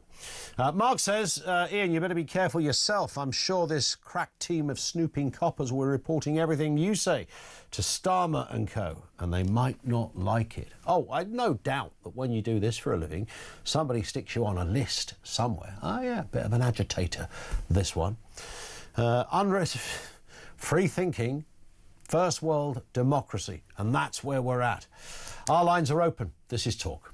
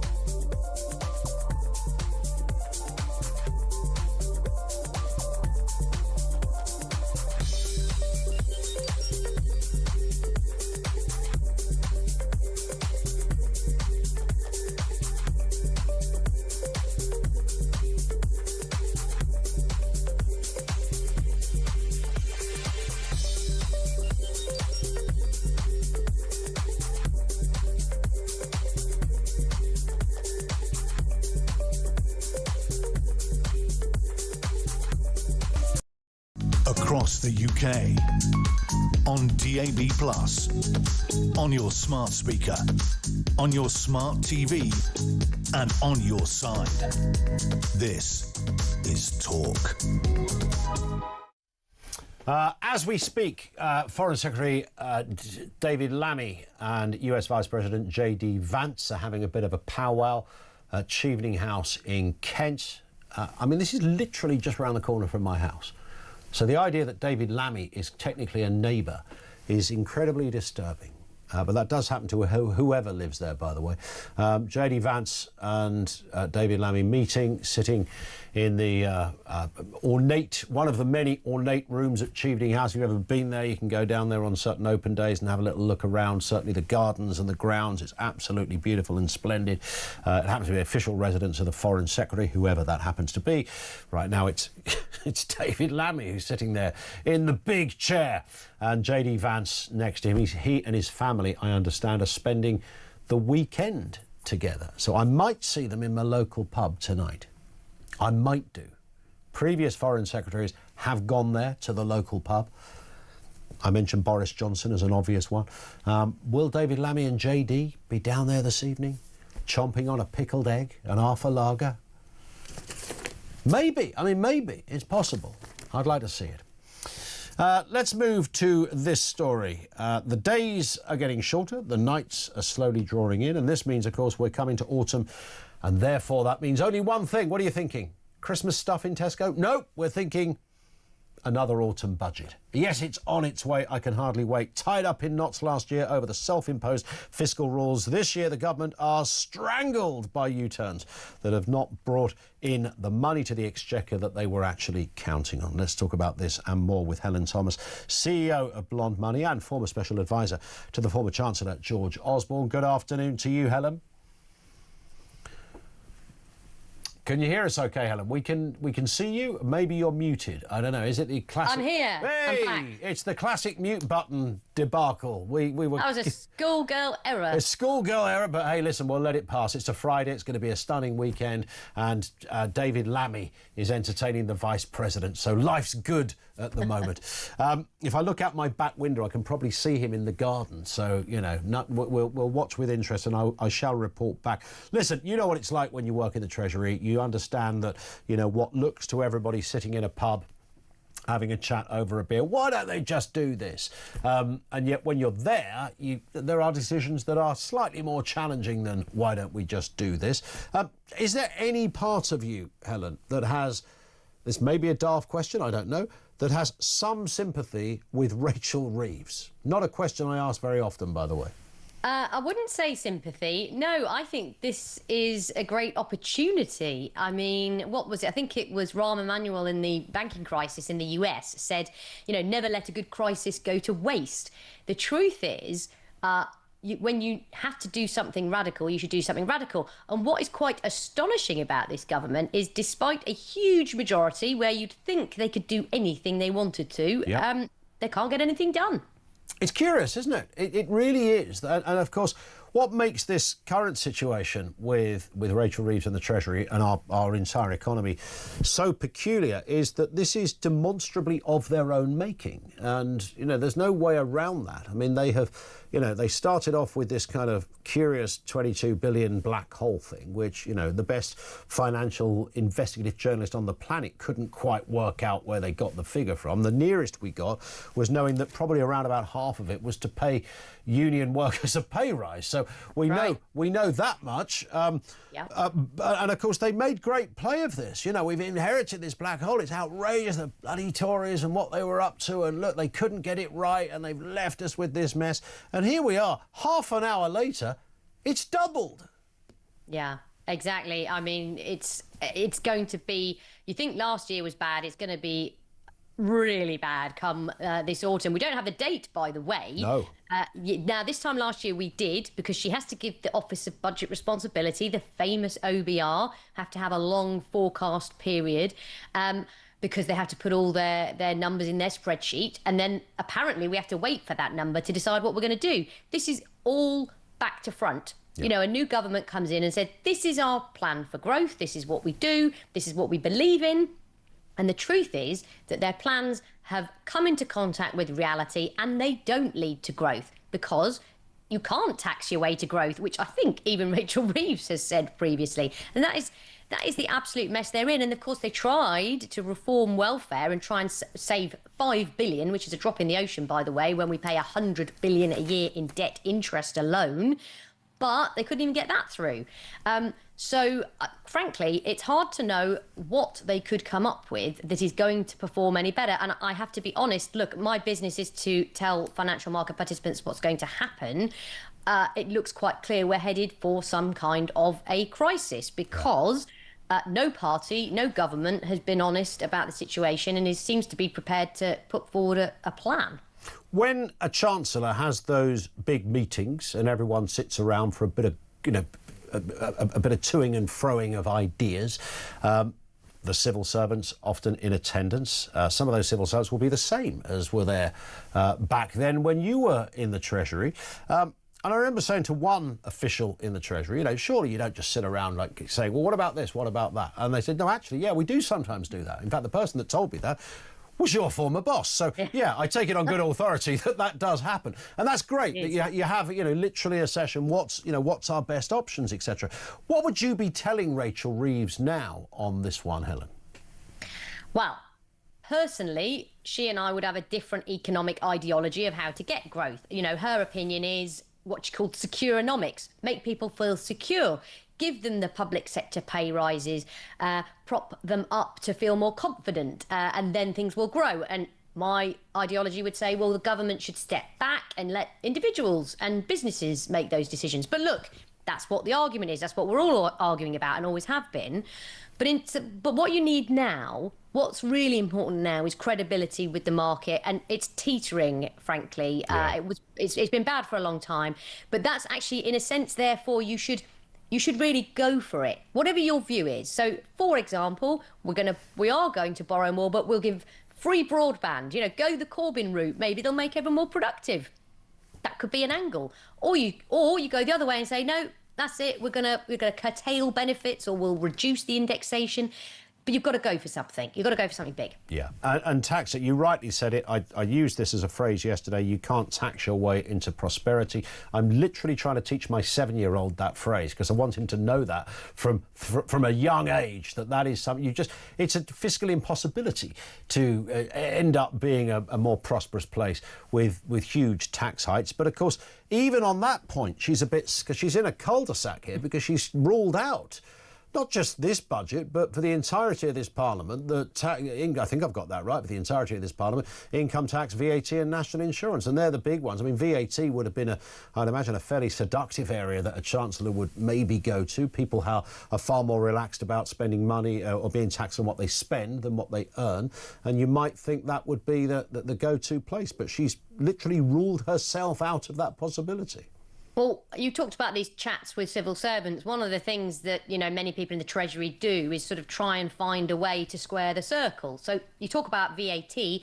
Now you could broaden the base. You could put VAT on a lot more stuff and actually even potentially slightly lower the rate because you're putting it on more things. I mean, VAT law is really complicated. And I don't know if you remember the so-called omnishambles budget that... and the pasty tax. Now, the pasty tax, if people remember this, there was an uproar. Greggs pasties were going to get hit by this rise in VAT because they were going to come into the sphere of VAT. It all came about because of trying to add VAT to rotisserie chickens in supermarkets. Yeah. This is how funny it gets. But so that's actually, in some respects, when you leave it to civil servants and the treasuries, they come up with what they think are really cunning little ideas, but you've got to run it through the man on the street. Yeah, and I think there was previously a caravan tax proposal, wasn't there? I think that one... That's right, yes. Also... You're remembering... what's the opposite of the greatest hits? Yeah, indeed.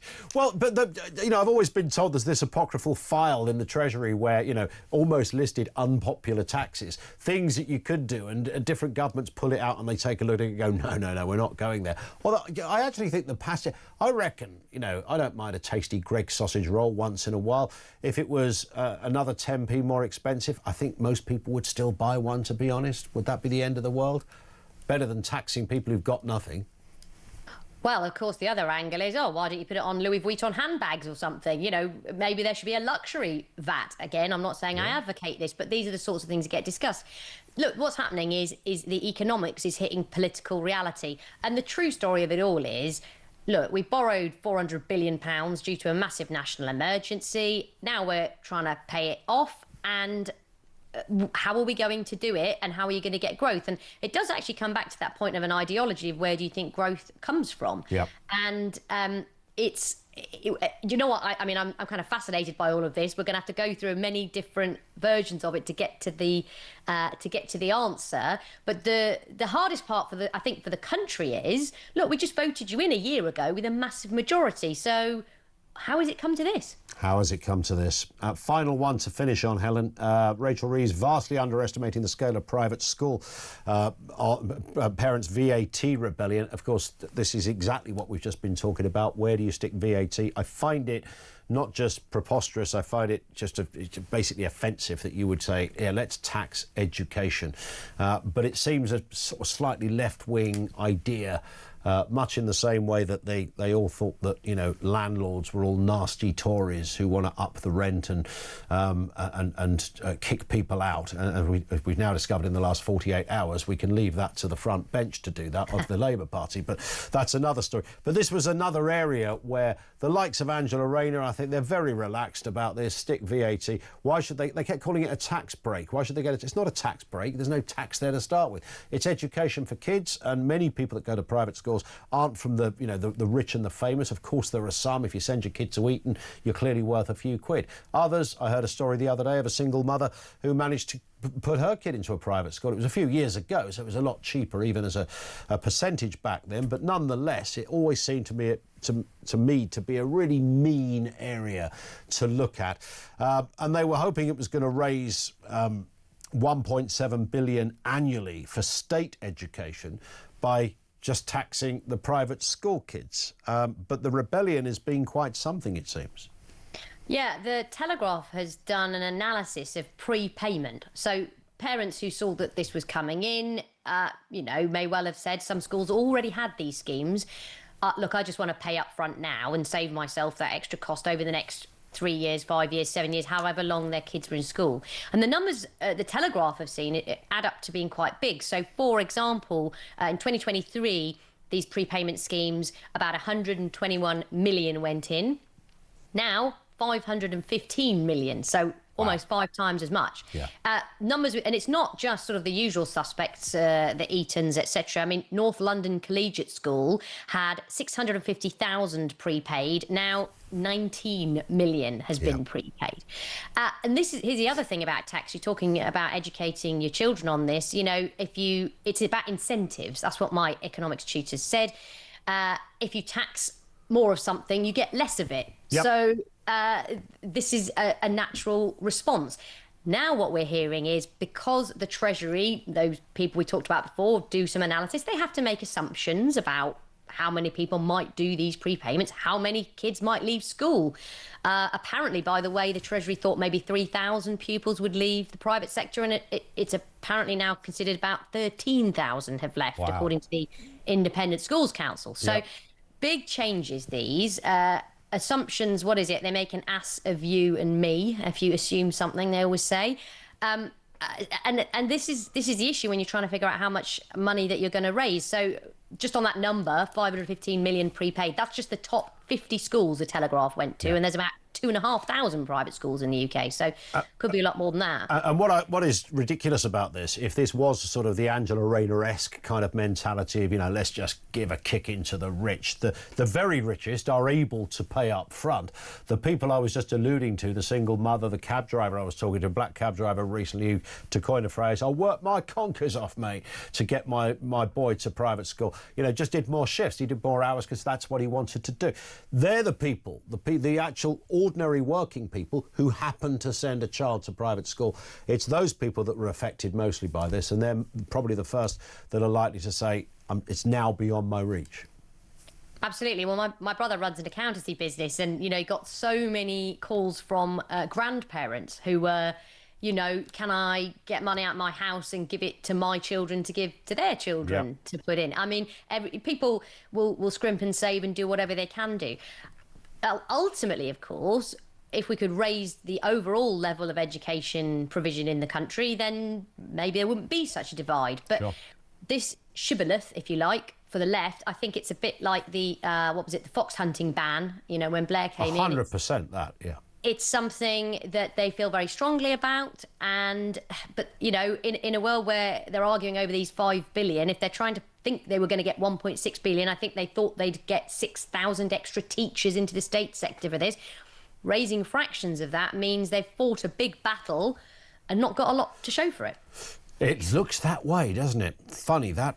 Listen, Helen, great to have you on with us again. Lovely to speak. Helen Thomas is the CEO of Blonde Money, former special advisor to George Osborne when he was the Chancellor. More from you in a couple of moments. 0344 499 1000. We've been keeping our eye on David Lammy as well, whether anything specific came from that sort of mini press conference. They made it look a bit like the Oval Office, but it was a lovely, beautiful part of Chevening House, which is the official residence of the Foreign Secretary.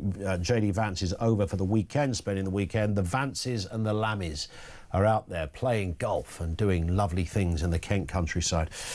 So we'll give you any details that comes from those discussions. 0344 499 1000.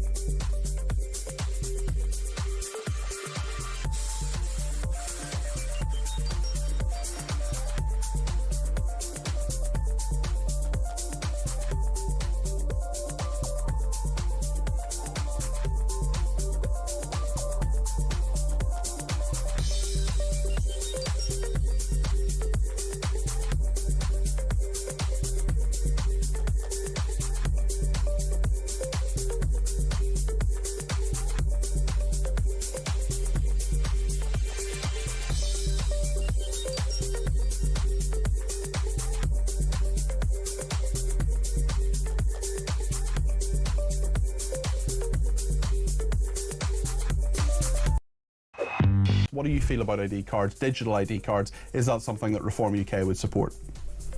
Well, look, I personally don't have a problem with an ID card. You know, I don't see what the issue is. Most of our information now is on our smartphones anyway.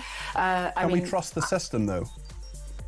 Well, what more, how much more could we be at risk? As I say, all of our information is out there in a cloud, in the ether, whatever you want to call it.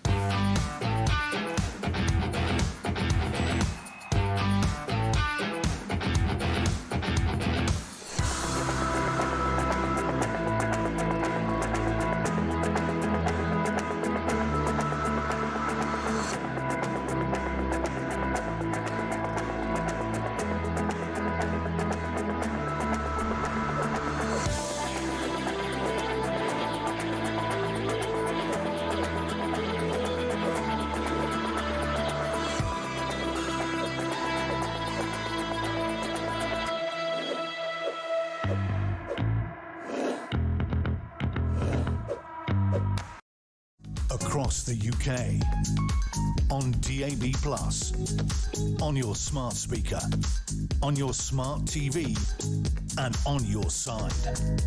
This is Talk. And good afternoon. Yes, welcome back, 10 to 3. This one from David in the Cotswolds. He says, afternoon, Barbara.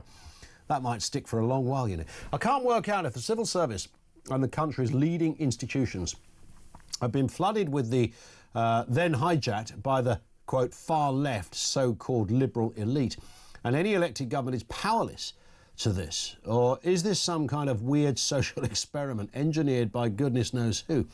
Because importing criminals and rapists from the lower end of the Muslim third world is not normal. These immigrants would never attempt to go to the United Arab Emirates or to Saudi Arabia because the governments would not put up with this, nor would they put up with any of the crimes they commit. So it's nothing to do with Islam, but the medieval culture and beliefs embedded in these particular immigrants. It's such a brilliant point. I mean, man alive, if you've been to Dubai or Saudi Arabia or Abu Dhabi or any of that kind of area, and I've been to 2 of those places, these are, you know, very, very plush, opulent places in which to live. You might think that these are some of our nearest neighbours. They have clear, I mean, Saudi Arabia, Mecca, you know, I mean, the epicentre of your faith, if that's what it's about. But no, let's go to a place that is completely at odds with everything we apparently stand for. But of course, as David says, it does lead you to the almost irredeemable reality that it's not actually about the religion. It's about almost getting away from your religion and being able to do anything you like because you believe that that is, or you've been told, that's how it rolls in the West. And women's rights in these particular niche areas of their culture are 500 years old. There are no women's rights. There's no girls' rights. And as we see from that big list that I read out, or some of which I read out at the beginning, that Kevin O'Sullivan's show brilliantly put together, the crimes against children, I mean, and the horrendous sexual offences taking place. It's a great point. David, thank you very much indeed for that. Right, just before we go to Charlie in Birmingham, Voice of Doom, Day 10. Day 10 of the Voice of Doom. This is the most deceitful, wicked mystery voice element anywhere on the radio, partly because I don't think anyone's ever going to get it. So this could rumble on for many years, which would be rather interesting. So it's a very straightforward question to identify a voice. Remember, it's always a politician or somebody so obviously linked to politics. But I can tell you, politician, it's not Ian Duncan Smith. It's a lot further back than that. So here's the question. Who is this? I certainly have things to say. And again, I certainly have things to say. if you think you know, don't call, just message 87222. Start your message with the word talk if you want to have a go. We will reveal the answer after the news if we get a correct answer. I don't think we will. Like I said, I think we're in for the long haul on this one. Here it is again. I certainly have things to say. 87222 is the number. One more time, maybe? I certainly have things to say. Who's that then? If you think you know the number. Charlie is in Birmingham. Back to the main talking point this afternoon. Charlie, what have you got for us? Yeah, I was listening today at work, and brilliant show, by the way, very informative.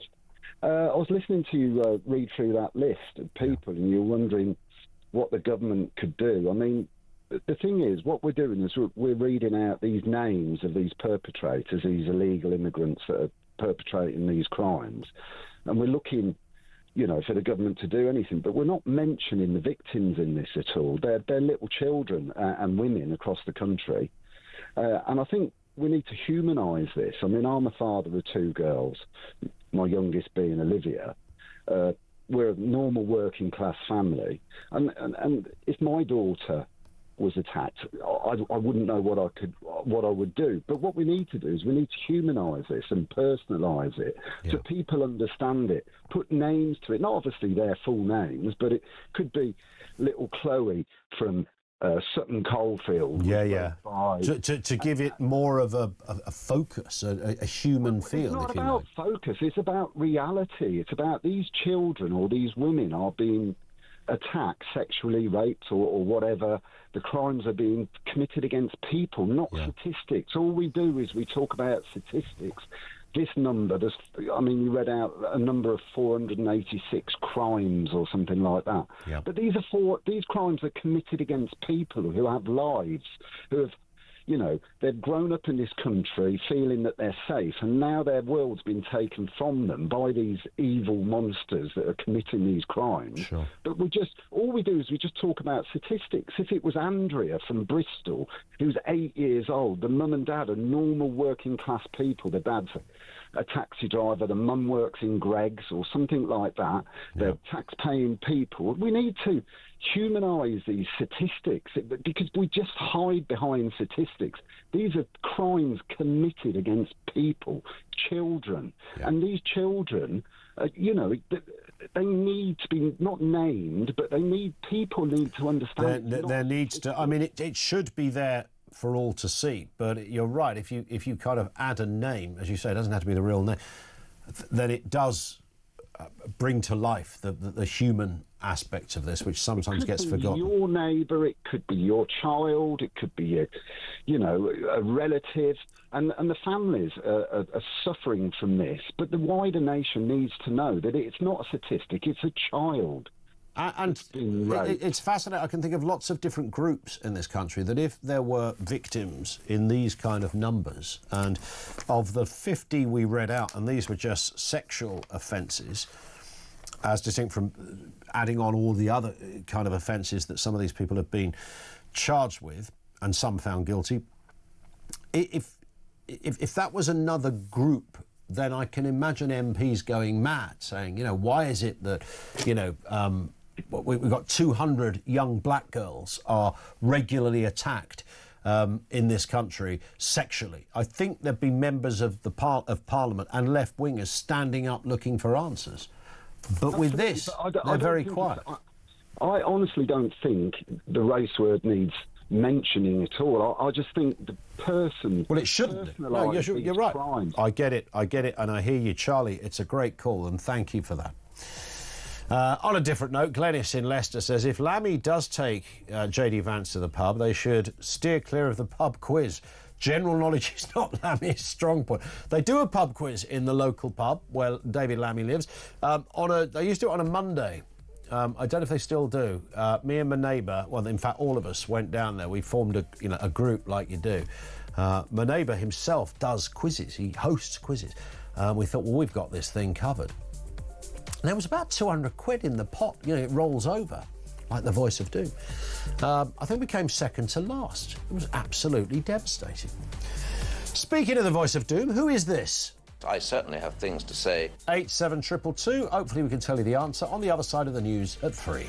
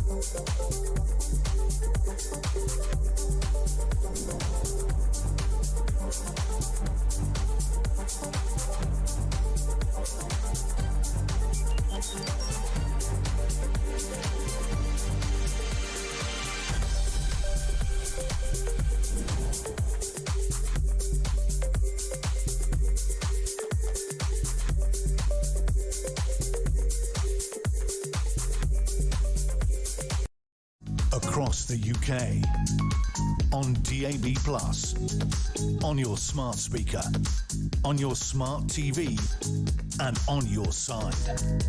This is Talk.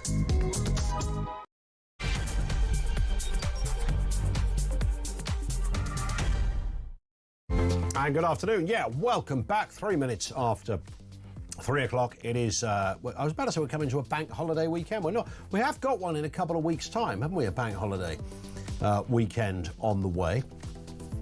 We are coming into a warmer weekend in most, not all, parts of the country. We continue to take your calls and comments on this subject. Over 200 asylum hotel residents have been linked to 425 crimes this year alone. That includes violent and sexual offences, even rape. Government policies have been blamed, slammed for placing asylum seekers in hotels, raising serious concerns for more violent protests around the country. I know this weekend there are some of those protests planned. Also this afternoon, Foreign Secretary David Lammy and Vice President J.D. Vance have spoken at the Foreign Secretary's country home in Kent. The Vice President praised the UK during his visit to Chevening, joking about out fishing David Lammy during their trip. Vance calling Lammy a good friend and expressed admiration for the country and its rich history. If you had to list who J.D. Vance would not want at his dinner party, David Lammy would ordinarily be top of it. And our CrimeCon feature returns at 3:30 this afternoon, looking at the double murder from 2018 that shocked Britain. We'll be speaking with a respected domestic abuse activist, advocate and public speaker with over 6 years experience dedicated to preventing violence against women and girls. It's a shocking story, and what is underneath all of this will be revealed a little later in the programme. 0344 499 1000.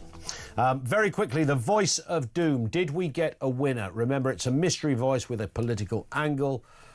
Have a listen. I certainly have things to say. Who is that? These are some of the guesses. Nicholas Scott, no. Rupert Lowe, no. Roy Jenkins, it is not. Michael Heseltine, John Profumo, no. Eric Heffer, definitely no. Enoch Powell, it is not.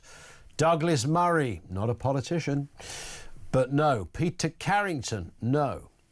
And then Nick Dubois, Nick you will know, of course, former Conservative MP, but more recently he's on the team sheet here at Talk, often stands in on a variety of shows. Nick dropped us a text on this and said he thinks he's onto it. How confident was he, Finn? He was very confident, wasn't he, that he got this right? He's always confident but never right, and today is no exception. He guessed Willie Whitelaw. Of course, who was the minister that served under Mrs Thatcher, who famously quoted the line, every Prime Minister should have a Willie. And everybody laughed endlessly in the 1980s. Go, oh, that's so funny, Margaret. But no, it's not Willie Whitelaw. Sorry, Nick. You're going to have to try harder. That's all I can say. Let's move to this story. Coming up to 2 years after the attack by Hamas on October the 7th, Israeli Prime Minister Benjamin Netanyahu, compromised by extreme elements of his government that have kept him in power, has now decided, after much deliberation, on a full military offensive and occupation of Gaza. Doesn't want to run the place. He just wants to take it over, get rid of Hamas. It's given his detractors and critics of Israel ammunition, of course, to say that was the plan all along. Well, whether it was or whether it wasn't, this is the direction of travel. Let's speak with Benjamin Anthony, CEO of Miriam Institute, who served with the IDF inside the Gaza Strip and now an Israeli security analyst. Good afternoon to you, Benjamin. Lovely to have you with us, sir. You know this territory well. You know the politics of it. You know the actuality on the ground. Your reaction, firstly, of Mr. Netanyahu's announcement yesterday? Well, I think that Prime Minister Netanyahu is correct in the idea that he's going to continue to ratchet up military pressure against this terror organization Hamas that has been holding Israel's hostages since the horrendous massacre of October 7th, 2023. 20 of those hostages are being held in the dungeons of Gaza. They are alive, they are deeply unwell, they're being tortured, and they are drastically underweight and emaciated. And a further 30 are no longer alive. All of them need to come home. All of them need to be released by Hamas and returned to their family and to their country. So it's very appropriate that the Prime Minister should be trying to drive Hamas back to the negotiating table, not by acceding to the demands of this terror organization, but rather by having any negotiations take place under fire, under the fire and the white heat that the IDF will bring to the area in the Gaza Strip where we will operate, which will largely be centered around Gaza City. About 1 million Gazans live there. They will be moved out of that area. And this is going to be a gradual ratcheting up of the operation. It's not going to begin tomorrow. What will happen is the IDF will inform the residents of Gaza City that they are to vacate. We will then start to build and erect and establish the tools of absorption. So those include medical facilities, hospitals, tent cities, and so forth. And in tandem with that, the US administration is going to be increasing the distribution sites that are underway and working and operating inside Gaza from the current number of 4 distribution sites to 16. And that's to rob Hamas of its source of leadership and terror in the Strip, namely to rob them of their control over the food inside Gaza. So it's a positive development. One thing I will say, any intention, any operation that moves towards the very clear vision that President Trump put forward and Prime Minister Netanyahu adopted, namely allowing and facilitating and incentivizing the Gazans to vacate the Gaza Strip and to locate themselves elsewhere, is a policy in which I am in favor of. Any policy that sees the IDF take long-term control over the Gazans, I think would be an error, it would be a mistake, and it's for that reason that I'm pleased that Prime Minister Netanyahu has said again and again, we have no intention to govern the Palestinian Arabs inside the Gaza Strip. He was very clear on that point, of course. Detractors of this will say, well, hang on a second, there's 1 million people. You gave the number there yourself. Where the heck do they go? There's not space. The place is flattened mostly. How do you keep those innocent people who have nothing to do with Hamas? And we're all aware that, you know, in a war, terrible things happen. We all understand that. But here's a chance to try and avoid it. And critics of Israel will say it's going to be the same again. There's going to be more carnage, more human suffering, more death. And these people cannot just vacate because there's no place they can go to. What's the response to that, Benjamin? Well, the whole premise is completely false. Of course, Israel has falsely been accused of ethnic cleansing the Gaza Strip of Gazans. Well, simultaneously, we're told that too many Gazans are being held in one particular geographical area within the Strip.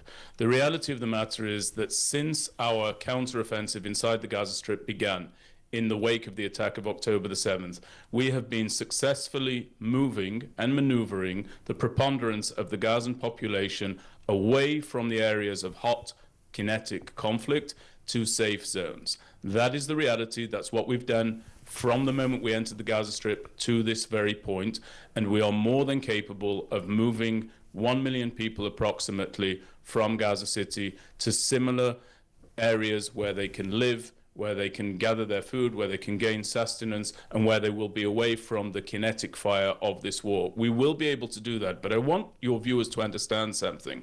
There is a total double standard that is applied to the state and the people of Israel in the context of this conflict.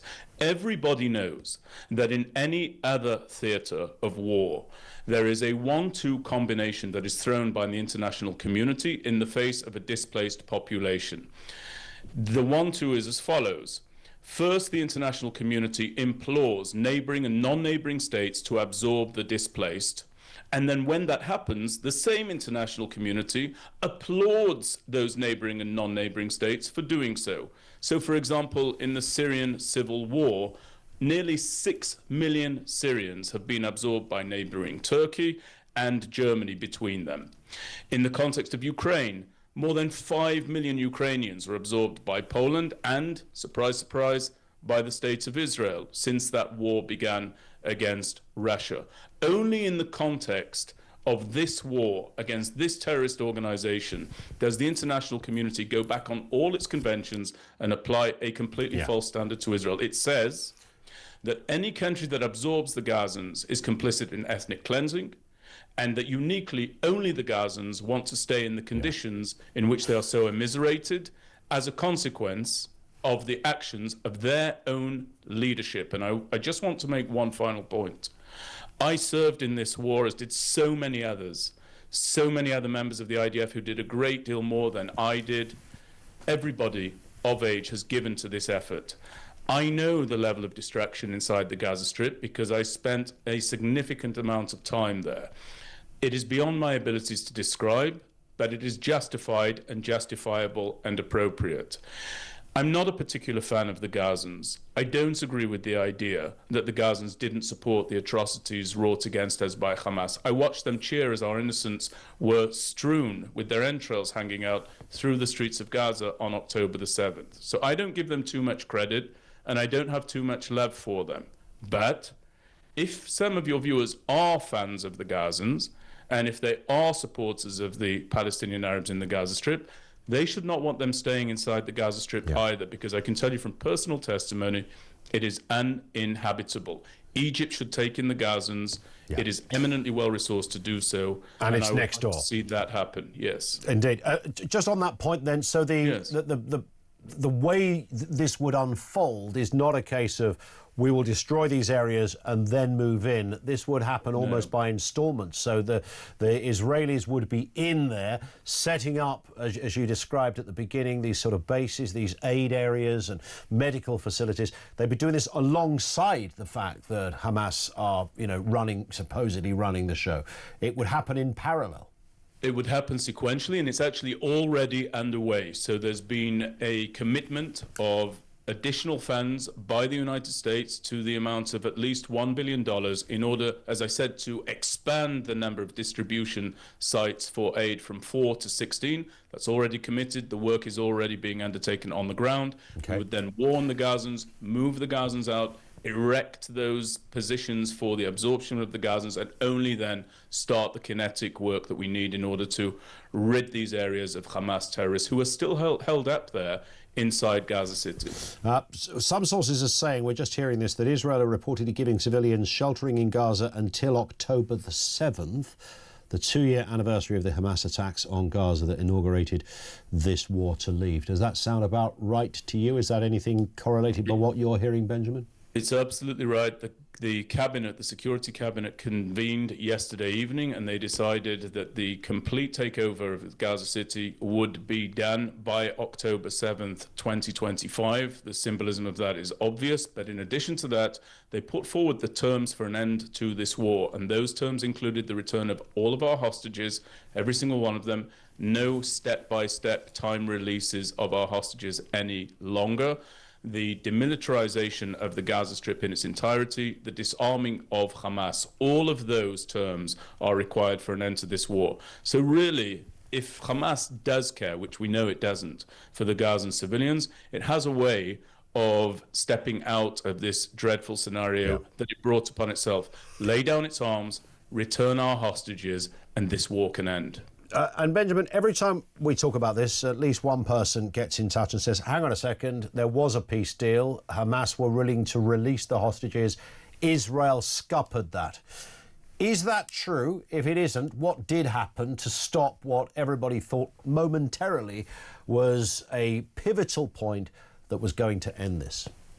Well, what happened was that Hamas wanted to have a time release of the hostages based on humanitarian grounds and the physical condition of some hostages. The idea being that the return of some of the hostages was more urgent than the return of others. Now, Israel rightly made the decision that a time release of hostages, first of all, by definition, is completely macabre and inhumane. But in addition to that, all of the hostages are now humanitarian causes and must come home because they're in danger of not being able to survive for much longer. And I just want people, they say a picture paints 1,000 words. This is Eviatal David before he was kidnapped on October the 7th. I want your viewers to see it. A young man full of life, vim and vigor and happiness. This is Eviatal David today. This is a still shot taken from the Hamas video that they released. He looks like a human living anatomy chart. You can see his clavicle, the bones on his shoulders. He is terribly gaunt and emaciated. So Israel cannot agree to delaying the release of the hostages in accordance with Hamas's completely depraved timeline. They all need to come home, and it's very, very positive that we continue to take the fight to this terror organization. It's right that we do so, and I believe that it may bring Hamas back to the negotiating table. Well, let's hope it does. And just a word, finally, Benjamin. Germany has suspended the sale of weapons to Israel that could be used in Gaza.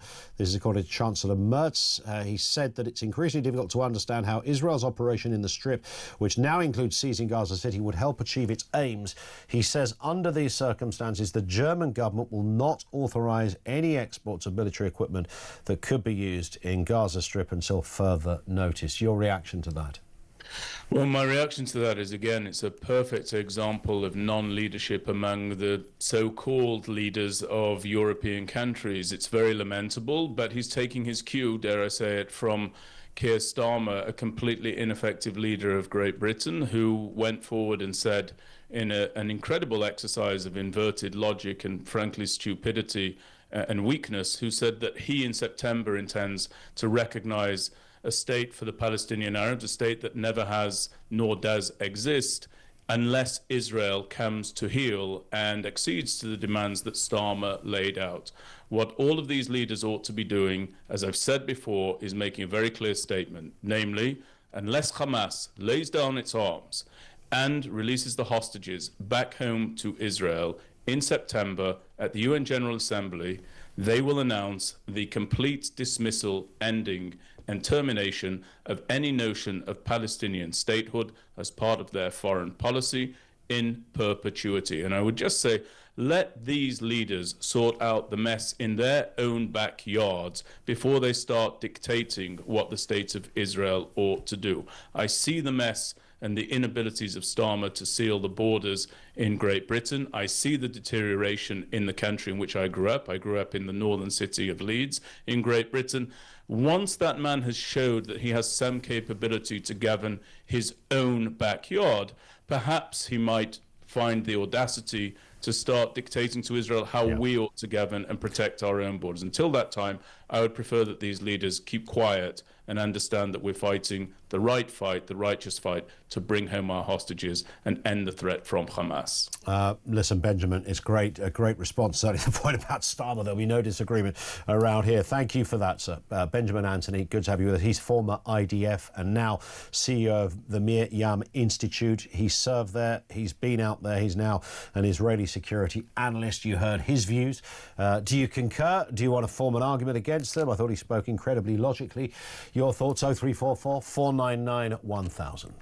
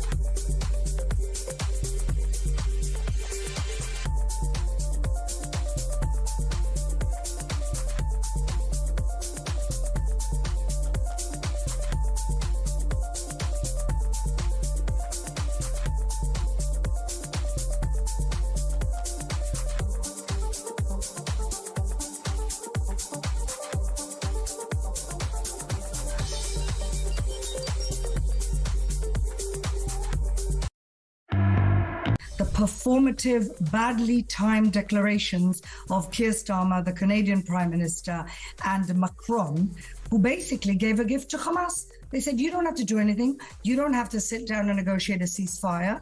All you have to do is wait till September and we'll announce Palestinian statehood. So the people who are criticizing Netanyahu today for this going all-out war are the same people that essentially gave Hamas permission to walk away from the negotiating table.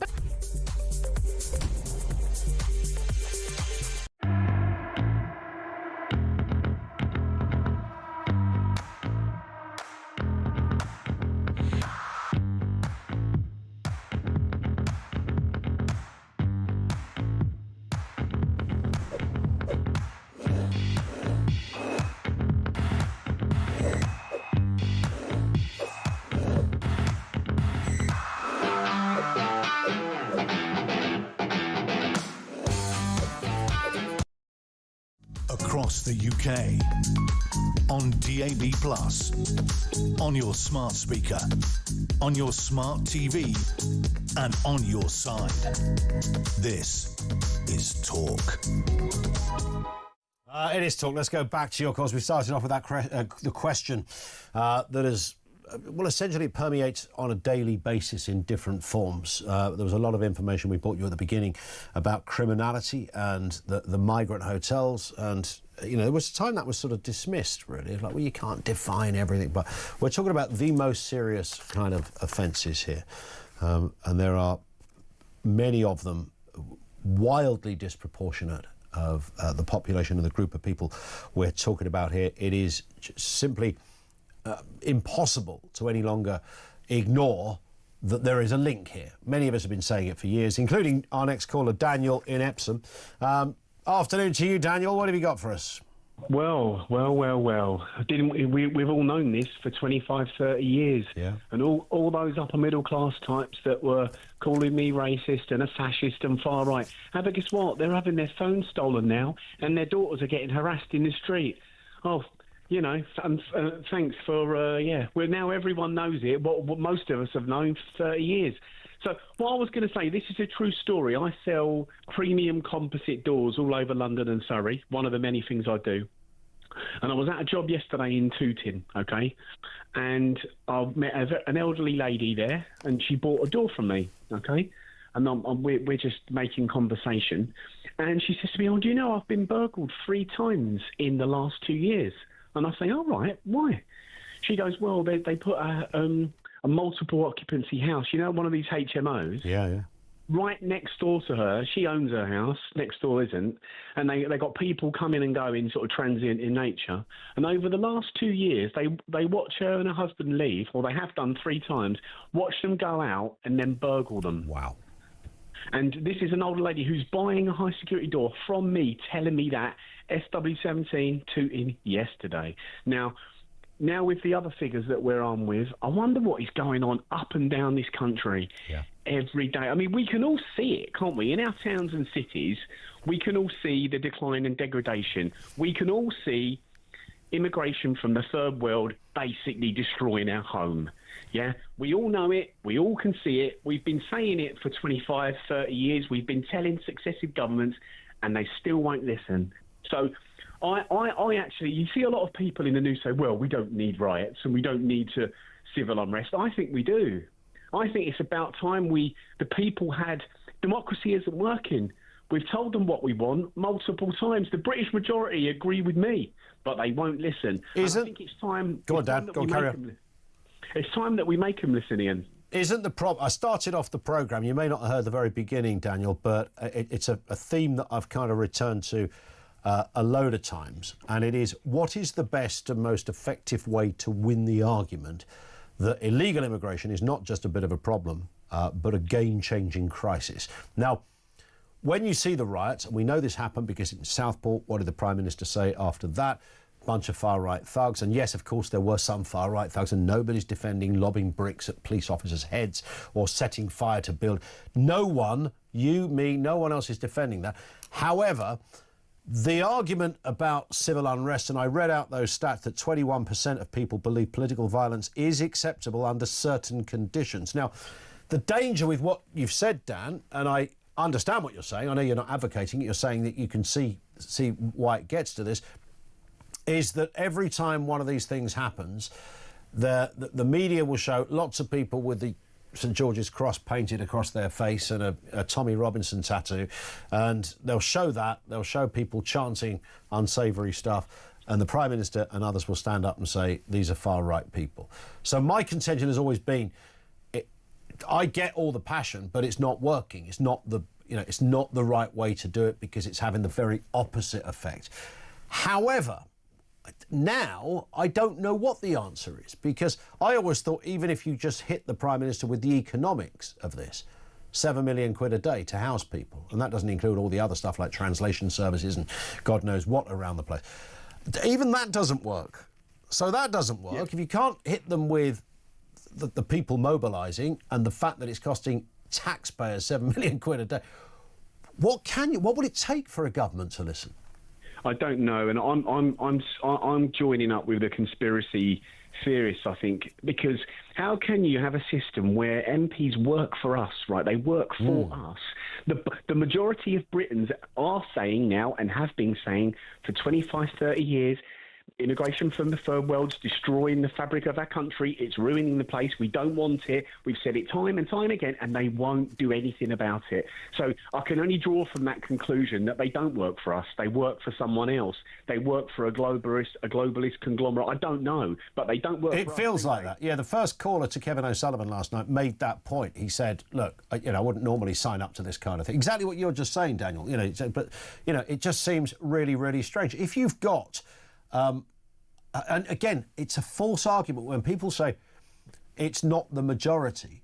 We all know that. We all know the average person that jumps in a boat in France is probably coming as he wants to work at Carphone Warehouse or whatever the heck it's called these days, and get away. Want to live in Iran or Eritrea. I understand that. However, it's a red herring to keep saying it's only a minority. If 20% of a hotel, or some hotels, are committing horrendous crimes, including the worst kind of sexual offences, often against children, then that cannot be written off. It cannot be ignored just on the basis that it's a minority. The minority figure is to quote that is misleading, isn't it? To suggest it suggests it doesn't matter. Because I'd also say there's probably a further percentage of people who wouldn't, in those hotels, maybe another 20% that wouldn't carry out those kind of acts, but are actually quite sympathetic to them. Yeah, they probably are. And we're also forgetting things like social breakdown. I mean, any area where you get mass immigration from the third world, I wouldn't want to live there, because you can see what that town turns into. 100%. You're putting to one side FGM, honour killing, sham marriage, suicide bombing, the Full Veil, grooming gangs, lone wolf attacks, rape attacks on children. Social disharmony. All of these things didn't exist 2 generations ago, OK? These things are new. We don't want them. We've never wanted them. We could all see immigration ruining the country. It's about time our voices were heard, or we have a right to rise up in. Yeah. As ever, Daniel, you make a brilliant point. I would defy anyone to find an argument against certainly the last bit of what you just said there. Brilliant call as ever, Daniel in Epsom. Herbie, don't go away. Bear with me, because I'd hate to give you just 12 seconds to make a great point. So we'll come back to Herbie shortly. Lots more to come. Ian says, for God's sake, stop this Islamophobia from your callers. It's them that are ignorant, not the immigrants. I think that's a kind of parody Naz Shah kind of comment. Thank you for that, Ian. 0344 499 1000. It's 3:30. This is Talk.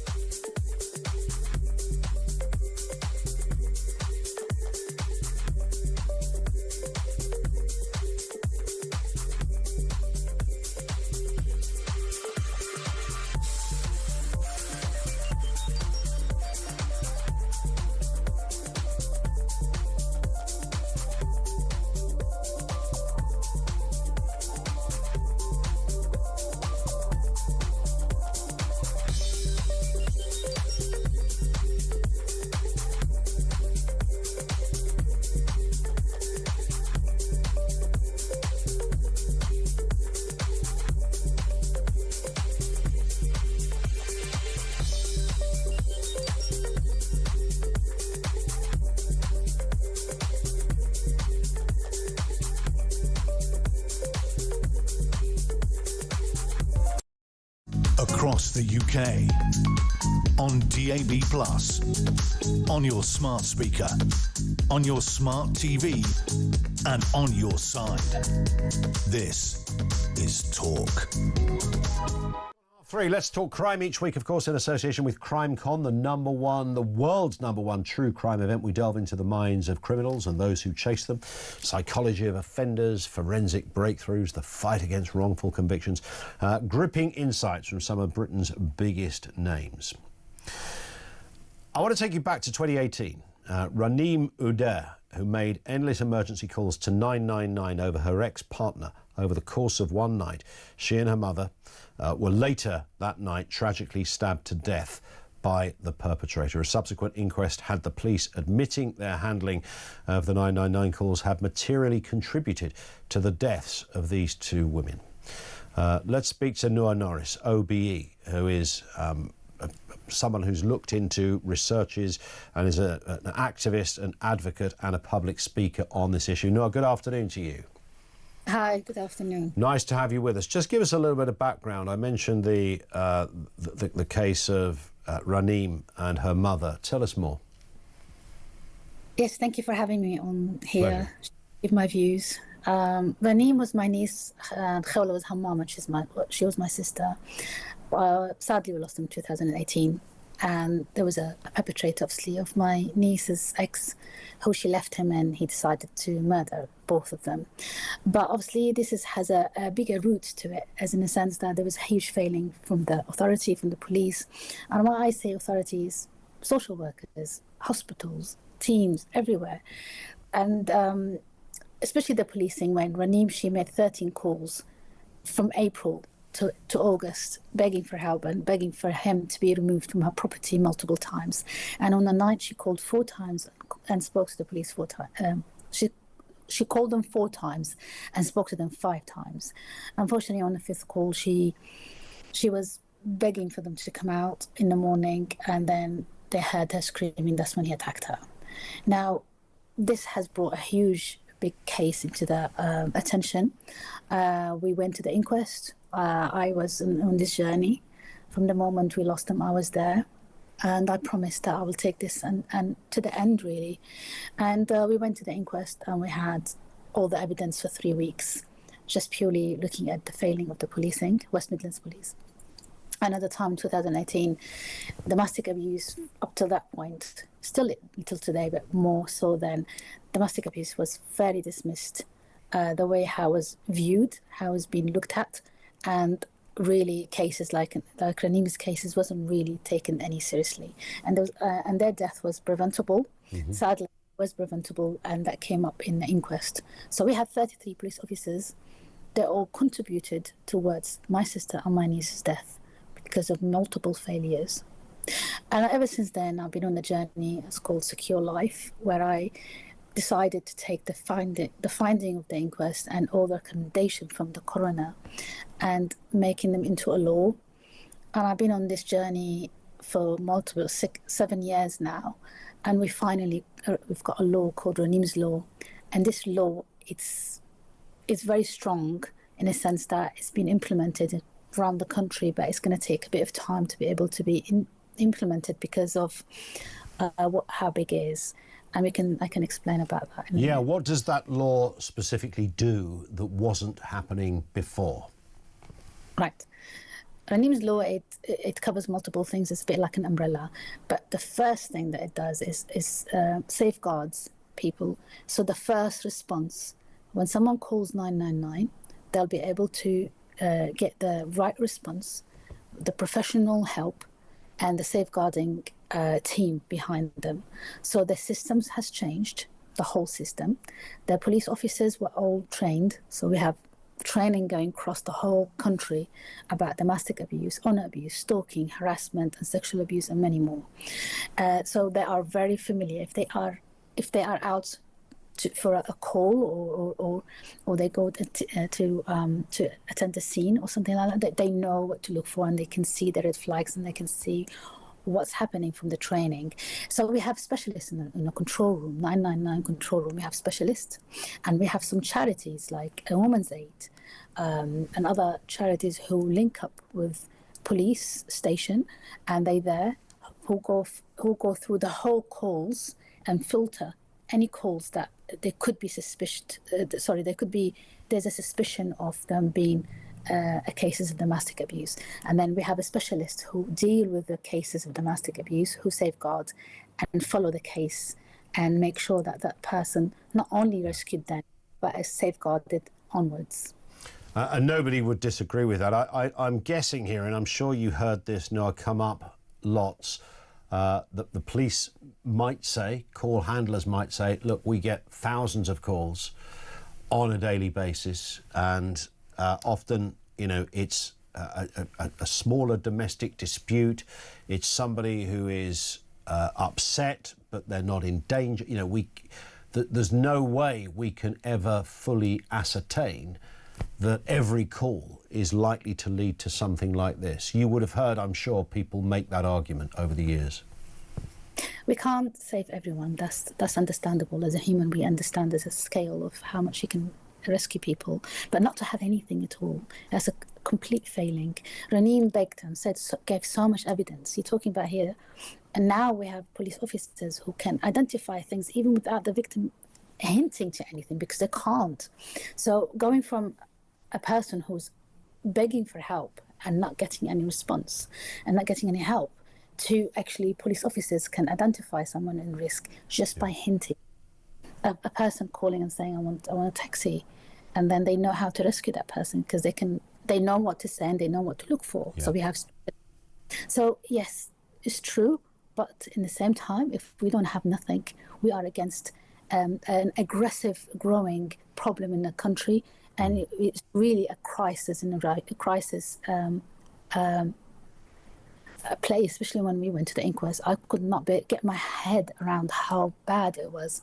And our coroner, she had to stop the court hearing, and she said in her 30-odd years, she never had to do that, and raise a concern to the government as we were having the inquest, to say, as we're talking now in the inquest, as this is happening, there's people are under risk, and there will be potential problems, as we can evident from the case, from the evidence in the court. So that is a huge risk. And if you look at the statistics in the country, we have a woman get killed every 3 days. So, and one person takes their own life every day because of abuse. So if you look at it, really, a woman is most likely to die at home than on the street. Yeah. And I guess in terms of the amounts of calls, as I mentioned a second ago, it would always be better if the police send a response when, it turns out that nothing is happening. It is better that is the case than to send no one at all, in case something like this is happening. Imagine if they don't really respond to the victim, then the perpetrators picks on that. Like my niece's perpetrator picked on that and abused her through that, because look, no one's going to help you. The system's failing, and I know all the loops, all the how can I can manipulate the system, and that's exactly what happens. But as we speak now, there's many calls go through 999 for domestic abuse and honor abuse, and many more, and it's more than you think. Actually, people seem to think that there isn't many calls goes for that, but actually there is loads that, and having people who are specialists that can filter and they can identify and they can gather evidence. Sure. Even they have now a camera. They can straight away speak to the victim and taking evidence there and then, rather than leaving it. And then the victim are more under risk, and the kids as well, the children. Your niece's ex-partner, Jambaz Tareen, was found guilty of this. What happened? He was sentenced to life, minimum 32 years. And hope he never leaves, because perpetrators like that will never learn from them anything. They come out only to commit more crimes. And this is another thing we need to look at. He got a long sentence because of his age or because of what's happened, etc. But a lot of victims lose their life, and their perpetrators only get 12 years, 13 years because of their age, under 21. Potentially, they come out of prison to commit another crime against somebody else. And that's another thing that a lot of campaigners they are campaigning about that. So the system fully needs to look at the perpetrators and look at the system and make it more tighter around people who not just who needs help, but actually how to actually tighten the sentence for perpetrators. Ranim's law as well looks at how can we safeguard the person by getting, they used to call it non-administration order, which my niece Ranim had to go and get it herself, pay from her own pocket, go to court, put herself under so much danger, because the most dangerous time for a victim is when they leave. So she had to do all that herself. Now, under Ranim's law, no. A victim will be safeguarded under domestic abuse safeguarding, and they'll have a whole team to work and help them. So we make sure that they don't get hurt by the perpetrator, and the perpetrator can't come near them. And if they break any orders, they will be held accountable much more than they used to be before. Let's hope so. And the more people that are aware of this law, then clear, and the more information and exposure about it, clearly the better. Noah, thank you for speaking with us. We really appreciate that. Noah Norris, OBE, domestic abuse activist, advocate and public speaker. Thank you to her.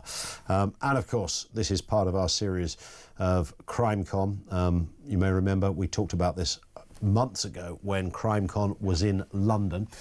In September, it's heading to Manchester, 27th of September in Manchester.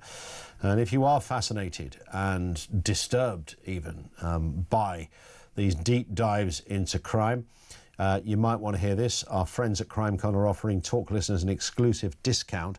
If you use the code TALK at the checkout, you can get 10% off your tickets, and Noah will be speaking there as well in Manchester. So you'll hear a fuller example of exactly where we're at on this particular crime.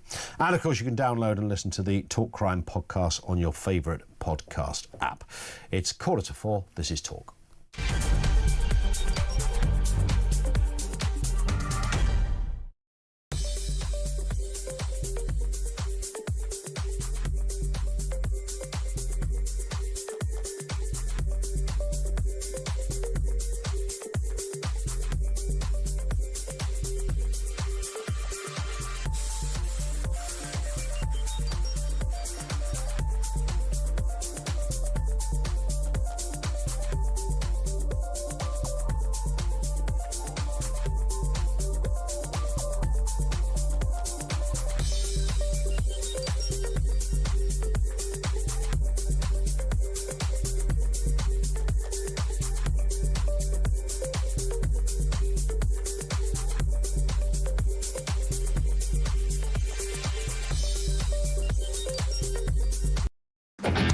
They are absolutely shocking. They're not interested in representing the people that have elected them. They're letting everybody down on so many issues. Rushnara had spoken out against private renters being exploited and said that the government would empower people to challenge unreasonable rent increases. Yeah, they're now claiming that she hasn't broken any rules, any laws yet, but obviously we know what the government is trying to do on renters reforms and so on and so forth. It just seems to me to be yet another example of do as I say, not do as I do. It's champagne socialism, champagne for me, socialism for everyone else. That seems to be what guides them. As I say, government of self-service.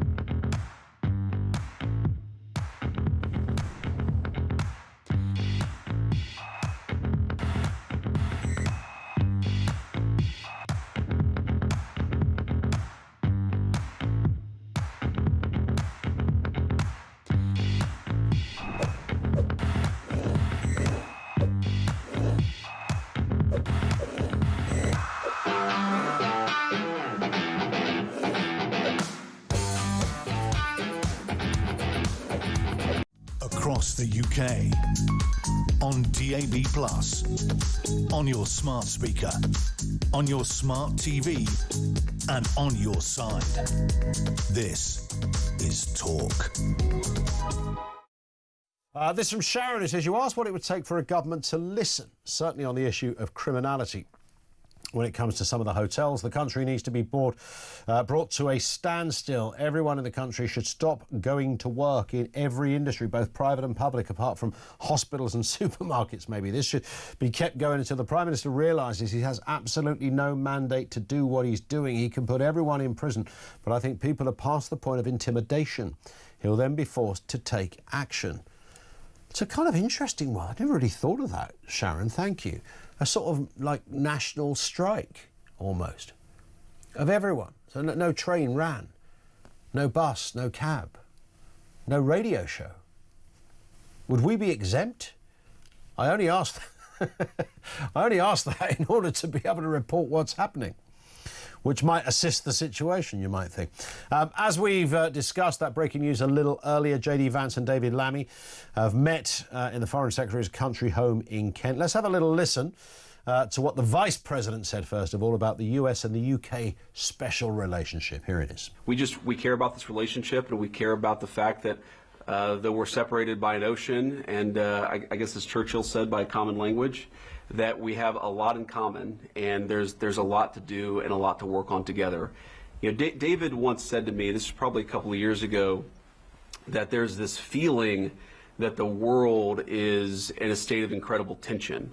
And I certainly felt that a couple of years ago. I think that the President of the United States over the last 6-7 months has done a lot to lower that tension, but there's a lot that the United Kingdom and the United States can do, I think, to bring greater peace and greater stability to the world, and so we share that conviction. Classic stuff, you might imagine, from a visiting VP. He also, J.D. Vance, also mentioned free speech and the issue regarding too much censoring. Let's have a listen to what he said on that. I think the entire collective West, the transatlantic relationship, our NATO allies, certainly the United States under the Biden administration, got a little too comfortable with censoring rather than engaging with a diverse array of opinions. So that's been my view. Obviously, I've raised some criticism and concerns about our friends on this side of the Atlantic, but the thing that I'd say to the people of England or to anybody else, to David, is many of the things that I worry most about were happening in the United States from 2020 to 2024. I just don't want other countries to follow us down what I think was a very dark path under the Biden administration. Yeah. Classic point. And classic blunder as well. All presidents and vice presidents make that blunder. The people of England. Yeah, it's a bit bigger than just England, JD. But I take his point. Let's talk to Elliot in Bushy on the big issue of the day. Elliot, good afternoon to you. Oh, good afternoon. I hope you can hear me. Loud and clear. Okay, look, it is my humble opinion that there is indeed a conspiracy theory, and the conspiracy theory isn't a conspiracy, it's true. Let me tell you what I think and what people have said to me. It's quite incredible. All these supposed immigrants, or whatever you want to call them, are coming over here. Initially they say, Ian, oh, well, we want to get away because it's so terrible where the countries come from, and they do terrible things to the women, and all the things we know about that they tend to do in these Islamic, pretty horrible countries. So they come here where it's all lovely and nice, but they bring the very thing they say they are escaping from, that revolting culture and the hatred of women and all the evil things that they do over there to their own homelands, they say they're escaping from, they bring here.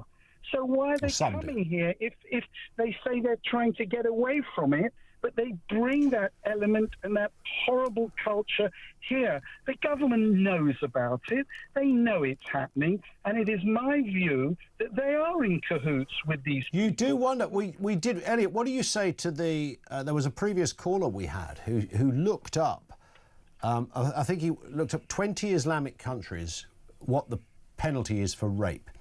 Yes, I heard that. And the penalty was pretty much the death penalty in all of those places. So well, there's no deterrent here, you see. So they've come from places where that you would think their own culture or their version of their religion, because I genuinely do not believe, intellectually, I do not believe that represents the bulk of their faith by any means. But they, for whatever reason, whether it's a tangent, a tacit, I don't know what you'd call it, but this group of people managed to leave a place that has the most conservative penal system on the planet, and yet when they come here, they do the very opposite. Is it because of that? Well, no. Well, yes and no. That sounds crazy. Their view, we're in a third world war. This country is being sold out. It's actually called treason. They used to hang you in the old days for that. Starmer and his rotten mob, they hate this country. Yeah. They hate me because I'm white. They hate me because I'm English, probably, and they hate me because I'm male. So I haven't got a chance, and that might be the same with you, Ian. The point I make... I don't hate you at all. But they have sold this country down the line. They want to change the culture of this country. They don't like it. They don't value our Judeo-Christian cultures. They don't value our history. You've only got to look at what they say. You've only got to look at the history of the Labour Party. And the Labour Party, of all parties that supported the true blue-collar working classes, they hate 100%. 100%. Isn't that, that's a really fascinating and a profound point to finish on. This was the party that, of course, was all about representing working people and the average man in the streets' thoughts. Listen, great call. Elliot, thank you very much indeed for that. Cracking one from Neil here, who says the "it's only a few" argument doesn't stack up. Anyone who's done proper risk assessments knows that you have to weigh up the likelihood and the impact of something. The government are completely ignoring the impact part and pretending that because incidents are rare, they don't count. It's amateurish, ignorant and verging on criminal negligence. We deserve much better. You're absolutely right. And it's a great analogy. I hadn't really thought of that until Neil said it. But if you go to the workplace, look at all the assessments, the risk assessments that are done in the workplace in case of, somebody chops their ear off while they walk underneath a shelf that's in the wrong place. Well, that's hardly ever going to happen. But they do this. They take this drastic action because the fact that it's a minority doesn't make it irrelevant. So, rightly or wrongly, they will say, yeah, you need to change your positioning of your shelves. You need to put a step in a different place. You need to recalibrate that plate press, the rivet press machine in the factory because somebody might chop their bits and pieces off. Well, it's only one or two. It's a minority. Yeah, but we take drastic action because of that minority. And yet we don't apply that same logic to this. Richard's in Surrey. Richard, what have you got for us? Afternoon to you. Afternoon, Ian. When I visit my grandma, I have this dream I tell her about, and she would like to see it become a reality as well. Go on. We need all of the elderly to get together on their people mover chariots and go down the M25 at slow speed with signs on saying, "We're heading to Westminster. We want our country back." The mobility scooter protests. Yes, I'd like to see thousands of mobility scooters driving around M25s at slow speed saying, "We want our country back." That is hilarious. Do you know what? Have them all parked in front of Westminster or in front of each hotel in the town they're from, hundreds of mobility scooters, because the police can't move them out of their mobility scooters because they're going to probably hurt or injure the people. That's a very good point. All I would say, back to the risk assessment. To move a 40-year-old than an 80-year-old. I like it. Back to the risk assessment element of this, though, Richard. We'd have to make sure there was plenty. You couldn't just drive onto the M25. The other plan is to have them outside the hotels on that. Got it. Yeah. But if you had literally 4,000 mobility scooters on the M25, you can imagine what that would do. That would certainly be something that the world would look at and think, those are our patriots, those are our heroes. I love it, Richard. Thank you very much indeed. You get the last word on that. One in from Mark. You'd better be careful, Ian. I'm sure this crack team of snooping coppers will be reporting everything you say to Starmer and co. And they might not like it. Indeed, Stove says 200 migrants have been charged, means only 200 migrants have been caught. Hundreds more have got away from it. Well, yeah, I did kind of touch on that point as well. We're talking about this list that Kevin O'Sullivan and his team put together, which is just incredibly good, diligent journalism, but also it's jaw-droppingly disturbing when you look at what is on there and the kind of crimes we are talking about. These are just the ones we are currently aware of. These are just the crimes that have seen the light of day. So how many more would there be? So the ones that are people who are charged are just the ones you could absolutely, almost like any other form of criminality, you know that for every person that's charged, there are 2 or 3 others, and in this case maybe more, carrying out the same crimes. It's that disturbing. Talking of disturbing, Peter Cardwell is here. Always scares me when he walks in the studio. Well, I am very intimidating. Well, listen, I really hope there's a nice, peaceful weekend and everybody has a lovely time in the sunshine. But I think what is on the cards anyway, let's hope it doesn't happen, is protest anyway. Peaceful protest, absolutely fine, no issue about that, of course. But the police in England are bracing for disorder with anti-migrant and Palestine Action protests. I'm actually going to be speaking to one of the solicitors who represents people who are, she's actually going to be on call to represent people who are arrested for supporting Palestine Action. Yeah. My question to her is really simple. If you want to support the Palestinian cause, you can do that. There's no issue about it. Why do you need to support Palestine Action per se? We'll also talk about 3 top hotels yards from Bournemouth Beach that are being used as migrant accommodation. Colonel Richard Kemp has spent a lot of time in Gaza. We're going to talk to him about what's going on there and about anti-Semitism in this country as well. Yesterday, an interview with Sarah Pochin, just after 4 o'clock actually, sparked a huge reaction. I think the latest one is about 345,000 people have seen just the clip online. So we're going to be talking about that. We're going to be talking about digital IDs. Loads of people want to talk about that. This is when a politician doesn't know their own party's policy. Right? Yes, and actually, in fairness to her, she fronted it up. She didn't flim-flam her way through it. She just said, this is my personal opinion,